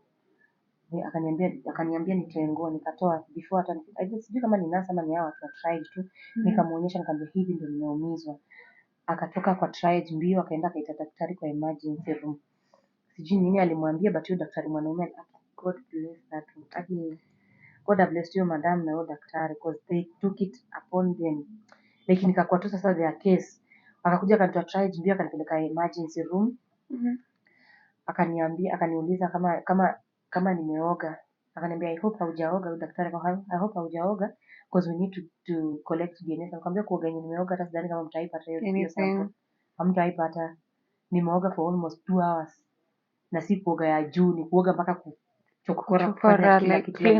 You are not going to find anything. Akasema that was the first mistake you did. You shouldn't have showered. Kwa hata kwa bafu niliingia bado na hizo nguo zenye tu nilikuwa nimebaki nayo, hiyo top ya juu alikuwa imeinuliwa tu, so nilishawa tu nikiwa tu nayo. Nikaingia na hiyo kitambaa nilikuwa nimeweka kwa mdomo, unaona, like they left me nikiwa na kwa mdomo tu, like nilikuwa nimefanya ilikuwa nikiamka nikaitoa tu kwa mdomo. Nilikuwa joy na heart, alafu kichwa pia inauma, wamenigongesha huku huo wakisogo kwa walikuwa na mnoko, wakiona na mwisho narudisha fahamu, they knock me out again. Oh my God. Yeah, that is what they were doing, but on my side, honestly, just to be honest, I thank God walikuwa wanani knock out. At least at some point nilikuwa na feel better. Ni better hivyo walikuwa wanani knock out, ndo at least nifeel kuna vitu mingi siku than you watching. Yes, kama zenye niliona na macho yangu zenye nilifeel nikiwa sija faint, they are still traumatizing enough. So hizo zenye nilikuwa na pass out, I thank God for them, honestly. So nilikuwa na heart sana. Akani stitch. Huyo daktari alinistitch and nilikuwa nikarudi into place. Alafu pia akaniandikia P3, but akaniambia honestly, this one you cannot argue it like it was a rape. Hii hata unaweza fika police station wakwambie umefight na dem mwenzako akakuuma, unaona? Mlikuwa mnafight na mtu, like they will not understand, they will not believe it's a rape. But nikasema tu anyway, niandikie tu P3, nitaenda tu police station, niende tu wacha niende nitafute askari mwanamke, maybe nitamwelezea and understand, because the people I already know the police station sasa.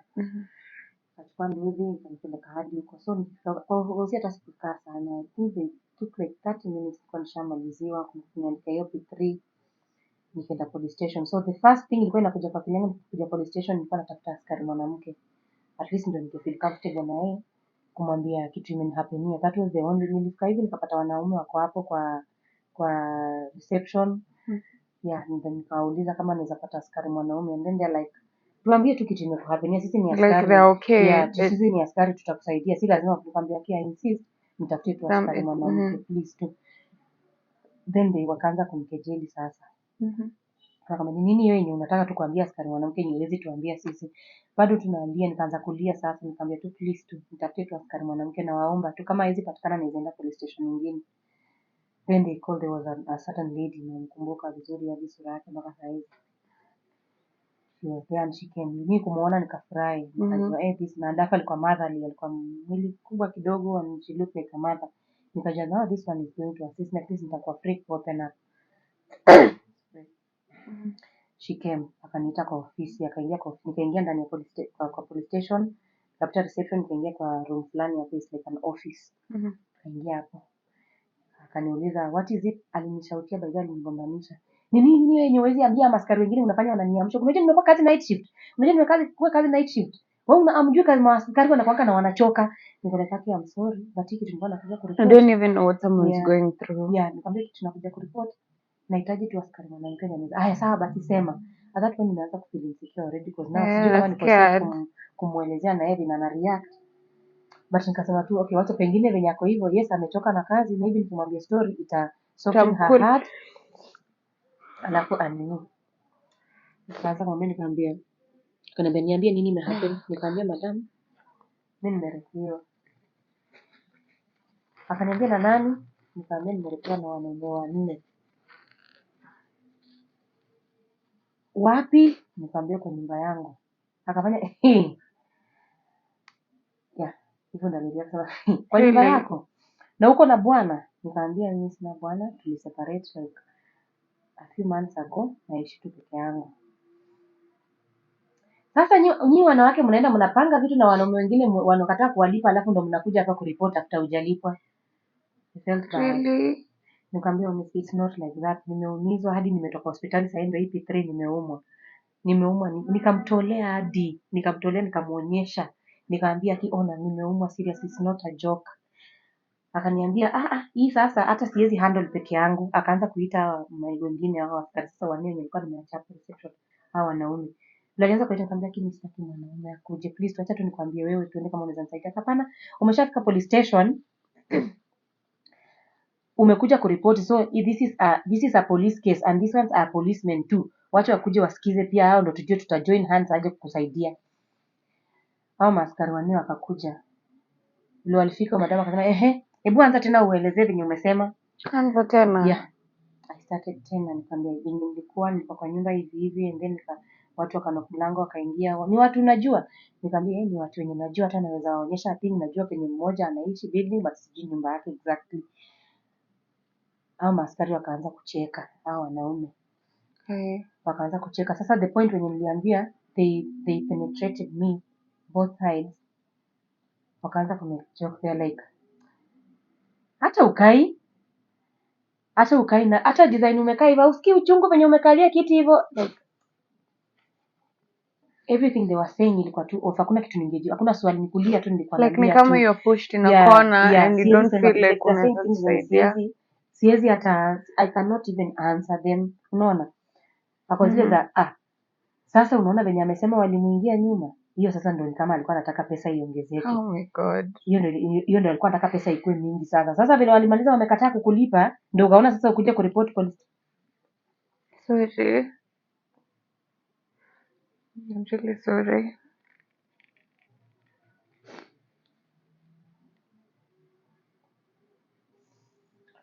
Nikamwambia mimi sikuwa nimepanga hii kitu. Walikuja tu kwangu hapo juu watu wenye nilikuwa najua. Niliwakaribisha tu kwa nyumba yangu kwa sababu walikuwa wanasema wanapita. I just knew they won't stay for long. But I did not tell them why they came. Sikuambia wamekuja kunifariki, niwaambia tu nimerepia because I didn't want to start at the first story relate na hii because tayari walikuwa shaniambia story niachane nayo.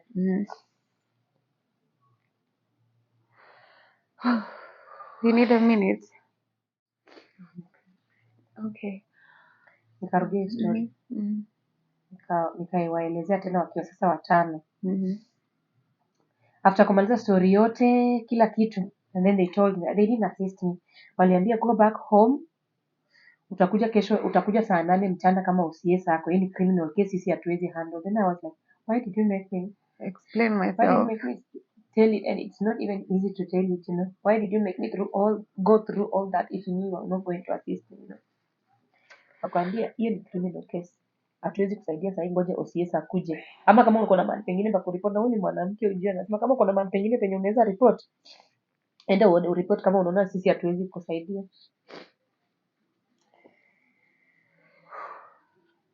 Guys, I feel like we need to change our society and the way we perceive situations and emergencies. And if you're a policeman out there, it's really bad. It's really bad, especially to a fellow woman, if you would do that to somebody. And all I can say is she made it out of that. That's the most important thing. She's alive. You're here with us. You're giving strength to someone who's going through the same and they don't have anybody they can talk to and open up to. So you're a hero and you should be proud of yourself. You're welcome. So did you go to therapy or something? Did you try? I did. Because now you're in a situation where the police, they're not like refuge. You can't run to them and say, this is what I'm going through. It's happened twice now. Yeah, but I didn't give up on the police. You still went another time. I still went to another police station. I didn't give up. So immediately I left that police station. The only thing I could think about that time was to die. Nini ilifanya feel like you wanna end it? Like ilikufikisha hiyo point literally? Hiyo time nikitoka police station. Yeah, after the lady ameniongelesha hivyo. Is it the words ama the humiliation from the guys? I was humiliated because mi sikuwa nataka kuongea na wanaume. I just wanted a lady police officer mwenye naweza ongelesha kama mwanamke mwenzangu anielewe, but now the police officer mwenye niongelesha venye tu alinijibu, it messed up everything. Nikajua now I cannot find help anywhere. Siwezi pata help kabisa, hata niende wapi. Nilikuwa nataka tu kufa because now nilikuwa najua if this nimekuja kuripoti police station na hakuna any action inaweza chukuliwa na polisi wenyewe ndio wananikejeli juu ya the same act and they don't want to believe that has happened to me. How will I live the next day and the next day? It's like you're not safe. I was not safe kabisa. Hata mimi sikuwa safe kwa emotions zangu, sikuwa sawa. Nilikuwa nataka tu yani niondoke. So I saw a lorry. Nikitoka tu hivi nje ya police station. I saw a lorry ya maziwa, hizi zinaleta maziwa asubuhi, zina supply kwa shop. I saw one, nilikuwa nataka tu nipite nayo. Nilikuwa nishaanza safari naelekea. But now there was a guy somewhere tu, ni kama alikuwa ashaona ana calculate moves zangu. It's like I was hesitating. I want to go, I don't want to go. I want to go, I don't want to go. But now I cannot. So when aliniona nataka kutoka move hivyo, alikimbia tu na kanipiga teke. Then I fell kwa barabara, but lori kama nilipita na haikuniguza. Man saved my life. Yeah, sikurudi hiyo the same day when walikuwa wananiambia nirudi saa 8 nije nipate OCS, kwa nilikuwa najua I'm just coming back for to be humiliated more. Humiliation, you know. Nikasema let me go and try another different police station. Nilienda home nikalala, nilikuwa na machungu kwa nimeshona, nimeshona nipple hizo zingine, kuna zile kugwarwa, unaona, nilikuwa na mapins like you're bruised everywhere. Niko too bruised, unaona. Kasema toje leo nilale, hata nilishinda kula. Nikalala, nikapumzika that day. The next day nikamkia a different police station now to go. Sasa niende ni try a different police station. Maybe they can assist me. So I went, nikapata 2 police officers male. They were very received vizuri sana. And I told them my story. They were very sympathetic and they were very willing to help. Nikawaelezea mpaka penye hawa watu wako. Najua kuna wawili wenye nilikuwa najua at least penye wanaishi, though I didn't like know very well nyumba, but nilikuwa najua the building. I directed them. Na walikuwa unajua mahali wanaishi? Yeah, no, siwezi jua in which way, but yes, una ile maybe you were dropped off. By mistake ukanotice anadropiongo hapa. Nilikuwa najua tu the building because I saw it from a distance akielekea, but I don't know the jua mlango. No, but nimeona kingia hapo, I know he lives there. So nikawapatia direction. So for like a week of investigation, wakashika watu wawili.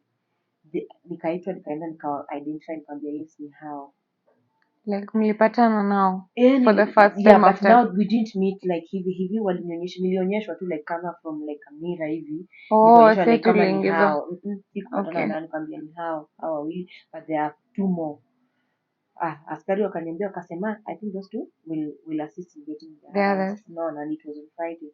So wakalala huko ndani kwa cell for hiyo Friday, Saturday, Sunday. Then on Monday, I received a call from the same police station. The police officers, nilikuwa nimesave namba yao. Wakanipigia, akaniambia kuja police station. Nikamwambia kuna shida, akaniambia kuja kwanza. Nikachukua nduthi, nikaenda. Kufika hapo, wakaniambia madam, unfortunately, watu wako have kuwa release. Nikamwambia kwa nini? Wakaniambia for lack of evidence. Hakukuwa na evidence yoyote ya kuwa ulirepiwa na hawa watu. Nikamwambia si nimekuonyesha mpaka hizo mabrusi, niko na P3. Wakasema, and then another thing, one of the people mwenye tulikuwa tumearrest he's kind of like related to a prominent person, governor so and so. Akaniambia ulikuwa unajua kweli? Nikamwambia so what? Kama ako related na yeye, ako na right ya kunielewa sasa tu sasa, alafu mwachilie tu aende. Akaniambia madam, acha tuchukue advice. Hiyo story kama unataka maisha yako, wachana tu naye na uende tu try to move on na life yako, juu hauwezi pigana na. Yes, they were very nice. Hiyo venye walikuwa wananiambia si ati walikuwa wananiongelesha kwa ubaya. Like advice. Yeah, walikuwa wananipatia tu advice, si kwa ubaya. Hiyo story kweli tumeifeel au kufanywa vizuri, but achana tu naenda tu try to move on na life yako tu, usipigane na mtu. Like wewe jitoe tu kwa hiyo story. Nikatoka hapo niko na stress, yani nilikuwa nalia, hata sijaambia hata wazazi wangu up to now, sijawaambia. And what if they watch this? yeah, it will break their hearts. I know they will not, because of they're not accessing any internet right now. But But this maybe is, someone will just go. I know it will break their hearts, but I'm planning but to they're go. still your parents. They They'll will still love understand. you. Yeah. They will. I know those are the only ones when unajua hawezi judge what I'm doing. The same day after nilitoka tu police station, now I'm heartbroken because I know now there's nothing I can do about that thing. I was raped and there's nothing that can happen. Hakuna kitu inaweza fanyika. Just Hakuna because justice they're unaweza related pata. with the Yeah, prominent just person. because wako related ama ni watu wake ama sijui ni magodi wake ama sijui ni wa nini, they are allowed to do that and go scot free. Najua hapa ni kweli vile hao ni wameniambia niachane nao. Nao ndo serikali. Yeah, nitaanzia wapi? Nitaambia nani sasa? Hata sikufika kwa nyumba nika receive phone call yake sasa, huyo MP kaniambia, msichana, Alikuwa na namba yako, like mlikuwa na talk kama? si of course amepata namba wapi? Si amepata police station. Oh my god. Na si haizi kuwa like lazima atakitaka namba yangu kuipata ataipata tu. Yeye anafanya kwa gava. Kaniambia, msichana, nilikwambia mara ya kwanza uachane na hii story kabisa. Haukunisikia. This is the second time I'm telling you, leave that story alone. Akaniambia, si sasa hivi tunaongea hivi, watoto wako wako nyumbani, umeachia wazazi wako, si wako mahali fulani fulani fulani. And then he mentioned exactly penye watoto wangu walikuwa hawakuwa kwetu, walikuwa wameenda kwa aunti yangu, kulikuwa na birthday ya one of watu huko, so nikapeana watoto wangu waende sleepover. Aka mention mpaka hapo, and mark that place from place penye sisi tuko tunaishi kwetu is like kwa Ndudhi unaweza kaa like 40 minutes ndio ufike huko. It was far. So ni mtu anajua exact location. Alikuwa anajua exact location. Akasema, so fanya hivi, for the last time, if you don't want the same thing that has happened to you to happen to your daughter, and that time my daughter is 8 years, if you don't want the same thing to happen to your daughter, like that what makes me go crazy. Literally kaniambia, fikiria tu kila kitu yenye kumekuhapenia, vile unaona umefeel vibaya, umefanywa vibaya, fikiria that thing happening to your daughter. Sasa hivi tunajua penye yako. Yani nilitetemeka. Alafu before like hiyo niende kumpigia nikwambia, please don't hurt my children, like achana tu nao, hii story nataka kuachana. Alikuwa shakata simu, so bado nilikuwa hiyo insecure ya sijui kama umefuatwa ama ametuma watu. I don't know if yeah, nikasema tu acha tu story ninyamazie tu hivyo, na sikuwahi nikatext the same hiyo namba, nikaitext nikamwambia, please don't hurt my kids. Hautaisikia story, hautaisikia jina yako nikimention mahali hata police You station. mean this was happening in real life? Yeah. Like literally, si ati ndoto ama movie ama nini. Kama vile unafanyia mtu kitu and because you have power you try to kumnyamazisha. People can do things out there and go and those people, if you see them on the television, ukiambiwa sahi utasema na unamwekelea, because they have the ability to do that and just go scot free, you know. So mimi nikaona hapa siwezi, I cannot fight, siwezi bishana naye. There's no way, hakuna mtu mwenye atanisikiza hata niambie nani. You're nobody before him. I don't know, hata sijui naweza ambia nani mwenye me, I'm just a nobody, you know. So, but I feel like karma is still gonna catch up with them. That's how I feel. And I trust in God, because you know that was an experience that was meant to take my life. That even the one naamini, hata venye nimeweka videos nasema I was gangraped but I'm lucky to be alive. I think they were sent to kill me because of that incident, but I did not die. God spared me for one reason, for me to come out with a testimony, because I know I'm not alone. I'm not alone. So many women are going through the same thing out there and they cannot speak out, you know, because they have been hindered for one reason or the other. Mine is that I cannot. I told myself I couldn't speak because somehow walikuwa wananiblame mimi ndo nilikuwa reason, mbona ndio wafungulia hawa watu mlango, but they cannot know the root cause of how it all started, brought all this. And it's unfortunate because I'm just a victim in all this. I was not meant to be there. I did not mean to see what I saw, and I try every day to forget that. So I'm trying to forget two things: what I witnessed, and I'm trying to forget what I went through because of what I witnessed, you know. And you were just at the wrong time at the wrong place. I swear, if I had to redo everything on that day, ningeanzia place yenye nilianza kukazwa na mkojo nitafute washroom, ningeacha niende kwangu, singeanza kuzunguka hii nyumba nikitafuta washroom. My life will be still the same back, ningekuwa the same venye nilikuwa 4 years ago. I wouldn't be epileptic now the way I am. I wouldn't be emotionally damaged, and I wouldn't be.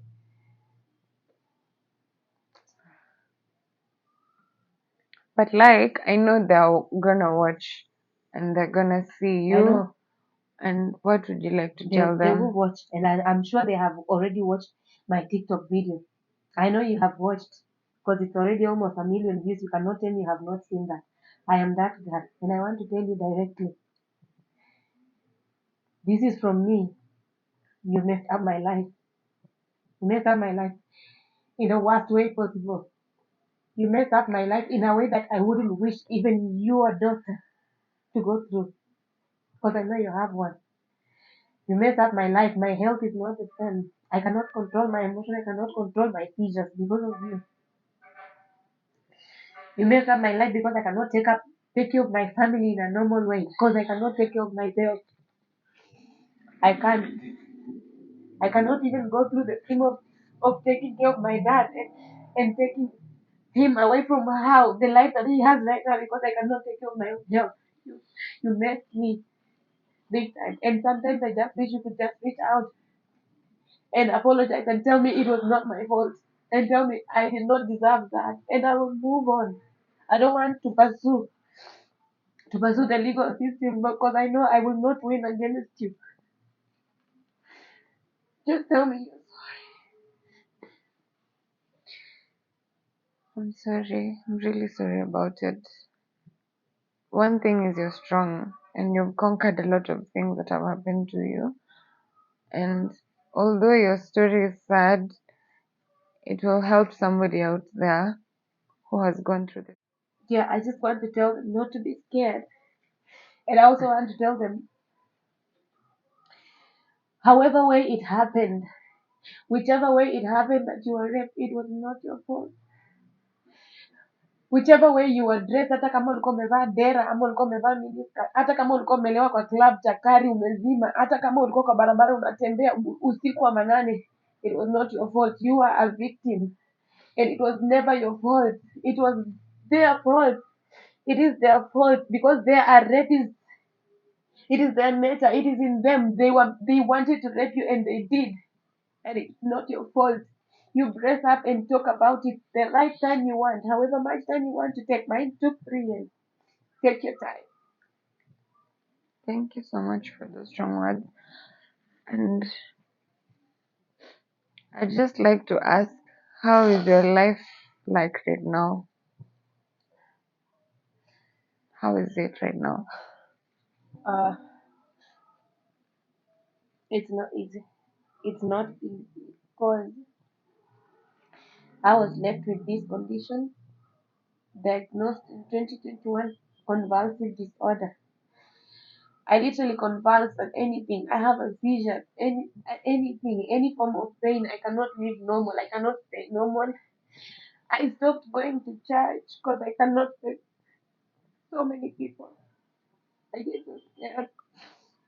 Sometimes I don't know if my church will understand why I stopped going to church, but I hope they do. Because I used to sing.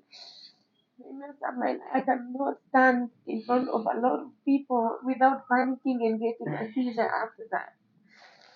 I am daily on medication for for convulsions, and I take them daily to regulate the seizures, Mhm. And I also have a supportive man on my side. He helps me through that. He understands my condition and he helps me where he can. Okay, as the Deep Coach family, we are in the process of starting a welfare funds, and all the funds will go towards helping out the people, charity, and all the stuff. So we'll put like a link on the description below. You'll check it out. And as the Deep Coach family, also we would love to take care of your medication for a whole month. we're just starting, but that's how we feel like at least it will help somewhere, even if it's not a lot. And we love you so much. Yeah. Yeah. Okay, so you said you have a man that is by your side, and you said he's very supportive. Would you mind telling us how supportive he's been and how you met him, how he came to understand you the way you are? Because there's a lot of people out there who cannot just understand you because of what you went through. They'll keep traumatizing you your whole life just because of one situation that happened in your life or an incident that cannot be reversed, you know? Yeah. So honestly, I thank God for meeting this man. Mm-hmm. We just met in a month. Mm-hmm. I was coming from an event church. I think tulikuwa tumeenda field trip. And then when I was coming to that, and I was very emotional. I think at some point kwa nimeka earphones kwa masikio na nilikuwa nalia. And he noticed. So before niende kushuka, akienda kushuka, he gave me his number. He told me, I still you're not okay. Give me a call. And I called him. We became friends. It took time for me to open up. But finally, I opened up to him, nikamwambia kitu nimepitia, and he didn't judge me. He told me what I need is love and support, and he was not going to rush me into anything. He said he was just going to be there, give me emotional support because I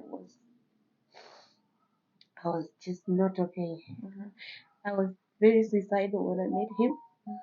I tried that, I don't know, 3 times.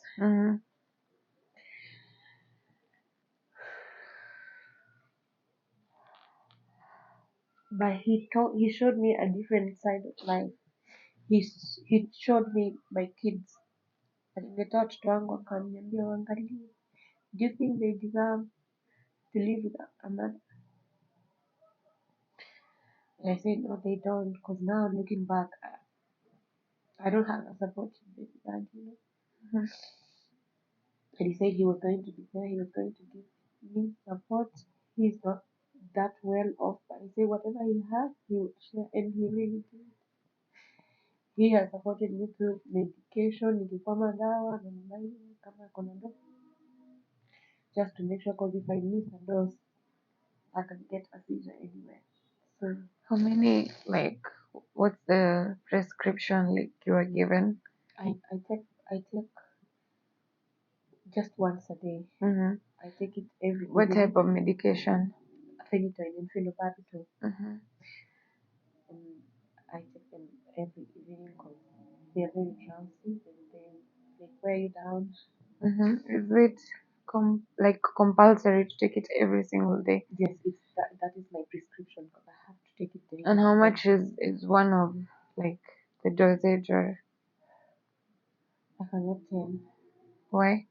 Like I can't tell exactly because I take Oh, in bulk. I take How in much like do you buy? like 7,000 7,000 can last you for how long? a month. A month. Yeah. Okay. Yeah, mostly sometimes they can take it off my insurance, but now insurance gets to a time and then they cannot get Yeah, it, so they take it to pay for it. Or now, or the hospital runs out of it, now you have to like pay for it. buy it outside. But he assists me. I have never missed a dose, or if I do, I miss maybe 2 or 3 days and then to get to. You're really strong. You're gonna get through this. So after all this trauma, like most girls or women would never want to be close to a man or ever see a man. What's your advice to girls or women? Because after all this trauma, it's so hard to trust men, to trust that you could get a solution with like the government, or you could get help from anybody. What's your advice? No, I will just tell them to take their time. Just take your time because the experience is traumatic enough for you to get through. It's also not easy to find love because you will not trust. You will not trust a man again. Yeah, do not rush. Do not rush because after that you crave for love. you will crave for the attention, you'll crave for someone to tell you you're worth it, and you'll end up falling into the wrong hands. So take your time. For me, it happened, and I thank God I fell into the right hands, a very supportive man. Also, take your time in saying your story, because it's not easy to tell. You take your time, but when the time is right, speak it out, because I know once you speak it out, you heal. For me, it's like a load taken off my shoulders after speaking out, you just feel that immense relief after you have like spoken out, even if I cannot mention names or what. You just tell It's it to like a someone, like, therapy. yeah, it's like a therapy. So many people are going to listen. You see the comments, people commenting and telling you, sending you all the love and support. You are not alone, and people also telling you that you are not alone, who went through the same thing. They also went through the same thing. It encourages you. So please take your time, and you are not alone. You're not alone. Thank you so much for those words. So currently, after all this, what are you doing with life? Maisha imefikisha wapi? Yeah. Right now, I'm still working at the airport as a Mhm. customer service. Mhm. Yeah, I love that job because I assist persons who are disabled in different ways. Mhm. For me, that is passion, because I know myself I'm able in a different way, and when we come together, it just makes me happy. So I'm working there. Okay, so ilifikaje hadi ukarudi kwa kazi like the same place? Oh, penye nafanya sahi is a Mhm. different company that Oh. from the one that I used to work with. Mhm. So after everything hizo zote nikipitia hiyo trauma, nilianza kuwa sick sasa. Mhm. Because nilianza kuwa mgonjwa, naye nilienda in and out of hospital before they diagnosed me with convulsive disorder. Mhm. Hivyo, so after kuko diagnosed nikasema sasa now I cannot live like this. Yes, I'm sick but sina job. Unaona? Yeah. Nilijichukua mwenyewe nikaenda to airport. Mhm. Then nika find a person mwenye anafanya kazi kwa kampuni yenye nafanya, akanilink up na mkubwa wa hiyo kampuni. Nilimwongelesha tu personally, on a personal level, nikamwambia story yangu yote. Alafu akaniambia they will give me a job. They gave me a job, na pia wakanipatia an easy duty. First nilikuwa nafanya kazi mpaka night shift, but now wakanitoa night shift, naanza kufanya mchana, nikafanya mchana because they understand my condition. Situation, Yeah, yeah. because I get seizures at work too, before napata, but I know how to manage them. So yeah, I don't go to church anymore because now I panic a lot in front of people. So I decided nimetoa wimbo sahi, which means nasifu tu Mungu nikimwambia ni yeye peke yake, kwa sababu honestly all that time, yeah, ni God tu ndio alifanya nikapitia hizo zote na kanifanya bado nikakuwa strong. So yeah, I've done that and I'm planning to do kwa YouTube channel yangu inaitwa Faridah Simiyu official. Hello. Hello. So wewe tunakuita nani? The famous Mr. Wimbo inaitwa Wengine, it's a Mhm. Luya song, which means So, nasifu tu Mungu how is it ni yeye like? peke yake, kwa sababu honestly all that time. First of all, I want to congratulate you. Thank you. There's so many men out there who cannot do what you're doing, and it takes a big heart, and that means you're big at heart to accept someone who has that kind of situation and be by their side, provide no matter how much or how less you can provide. So at first most nataka tu kusema thank you for that. Yeah. Appreciate. So how's the relationship like? Una feel aje sahi? Relationship iko poa, Mhm. and I'm always proud of her. Mhm. She seems so proud of you. Acha nikwambie tu. She's so proud of you. Yeah. I'm always proud of her. Mhm. Na situation yake mimi nilishazoea, so Mungu naona natakiwa kawaida. Ni normal. I'm always ready for anything, anytime. Sometimes nimezoea hizo situation zote, Mhm. like anaweza kuwa sick anytime. Mhm. So hapo mwanzoni ndio maybe sometimes nilikuwa nakuwa stressed, like nitaanzia wapi, Mhm. because sikuwa nimemzoea, but nilikuja tu nikazoea, so kwangu sahii ni kawaida tu, That's nice. and I'm always comfortable with everything with her. You seem comfortable actually. You're very calm. He's been so calm. Imagine amekuwa hapa the whole time. The whole time. Akilia anamhug. Like literally. I don't know. I don't have words to express this, but I would wish that for every lady out there. So Sam, what do you do? I'm an artist. Oh really? Yeah. Sasa mnaishi aje artist wawili nyumba moja? Niko Hakuna pressure? kuna pressure. Life tu ni kuelewana na kila kitu ina flow. Unaweza waambia YouTube channel yako, waenda subscribe, wafollow, waone kenye inaendelea huko. Okay, my YouTube channel is Mr. G254. You can just go there, watch my music, subscribe, like, comment, and also share. Thanks for your support. Yeah guys, mmesikia? Go there, subscribe, like, share and comment.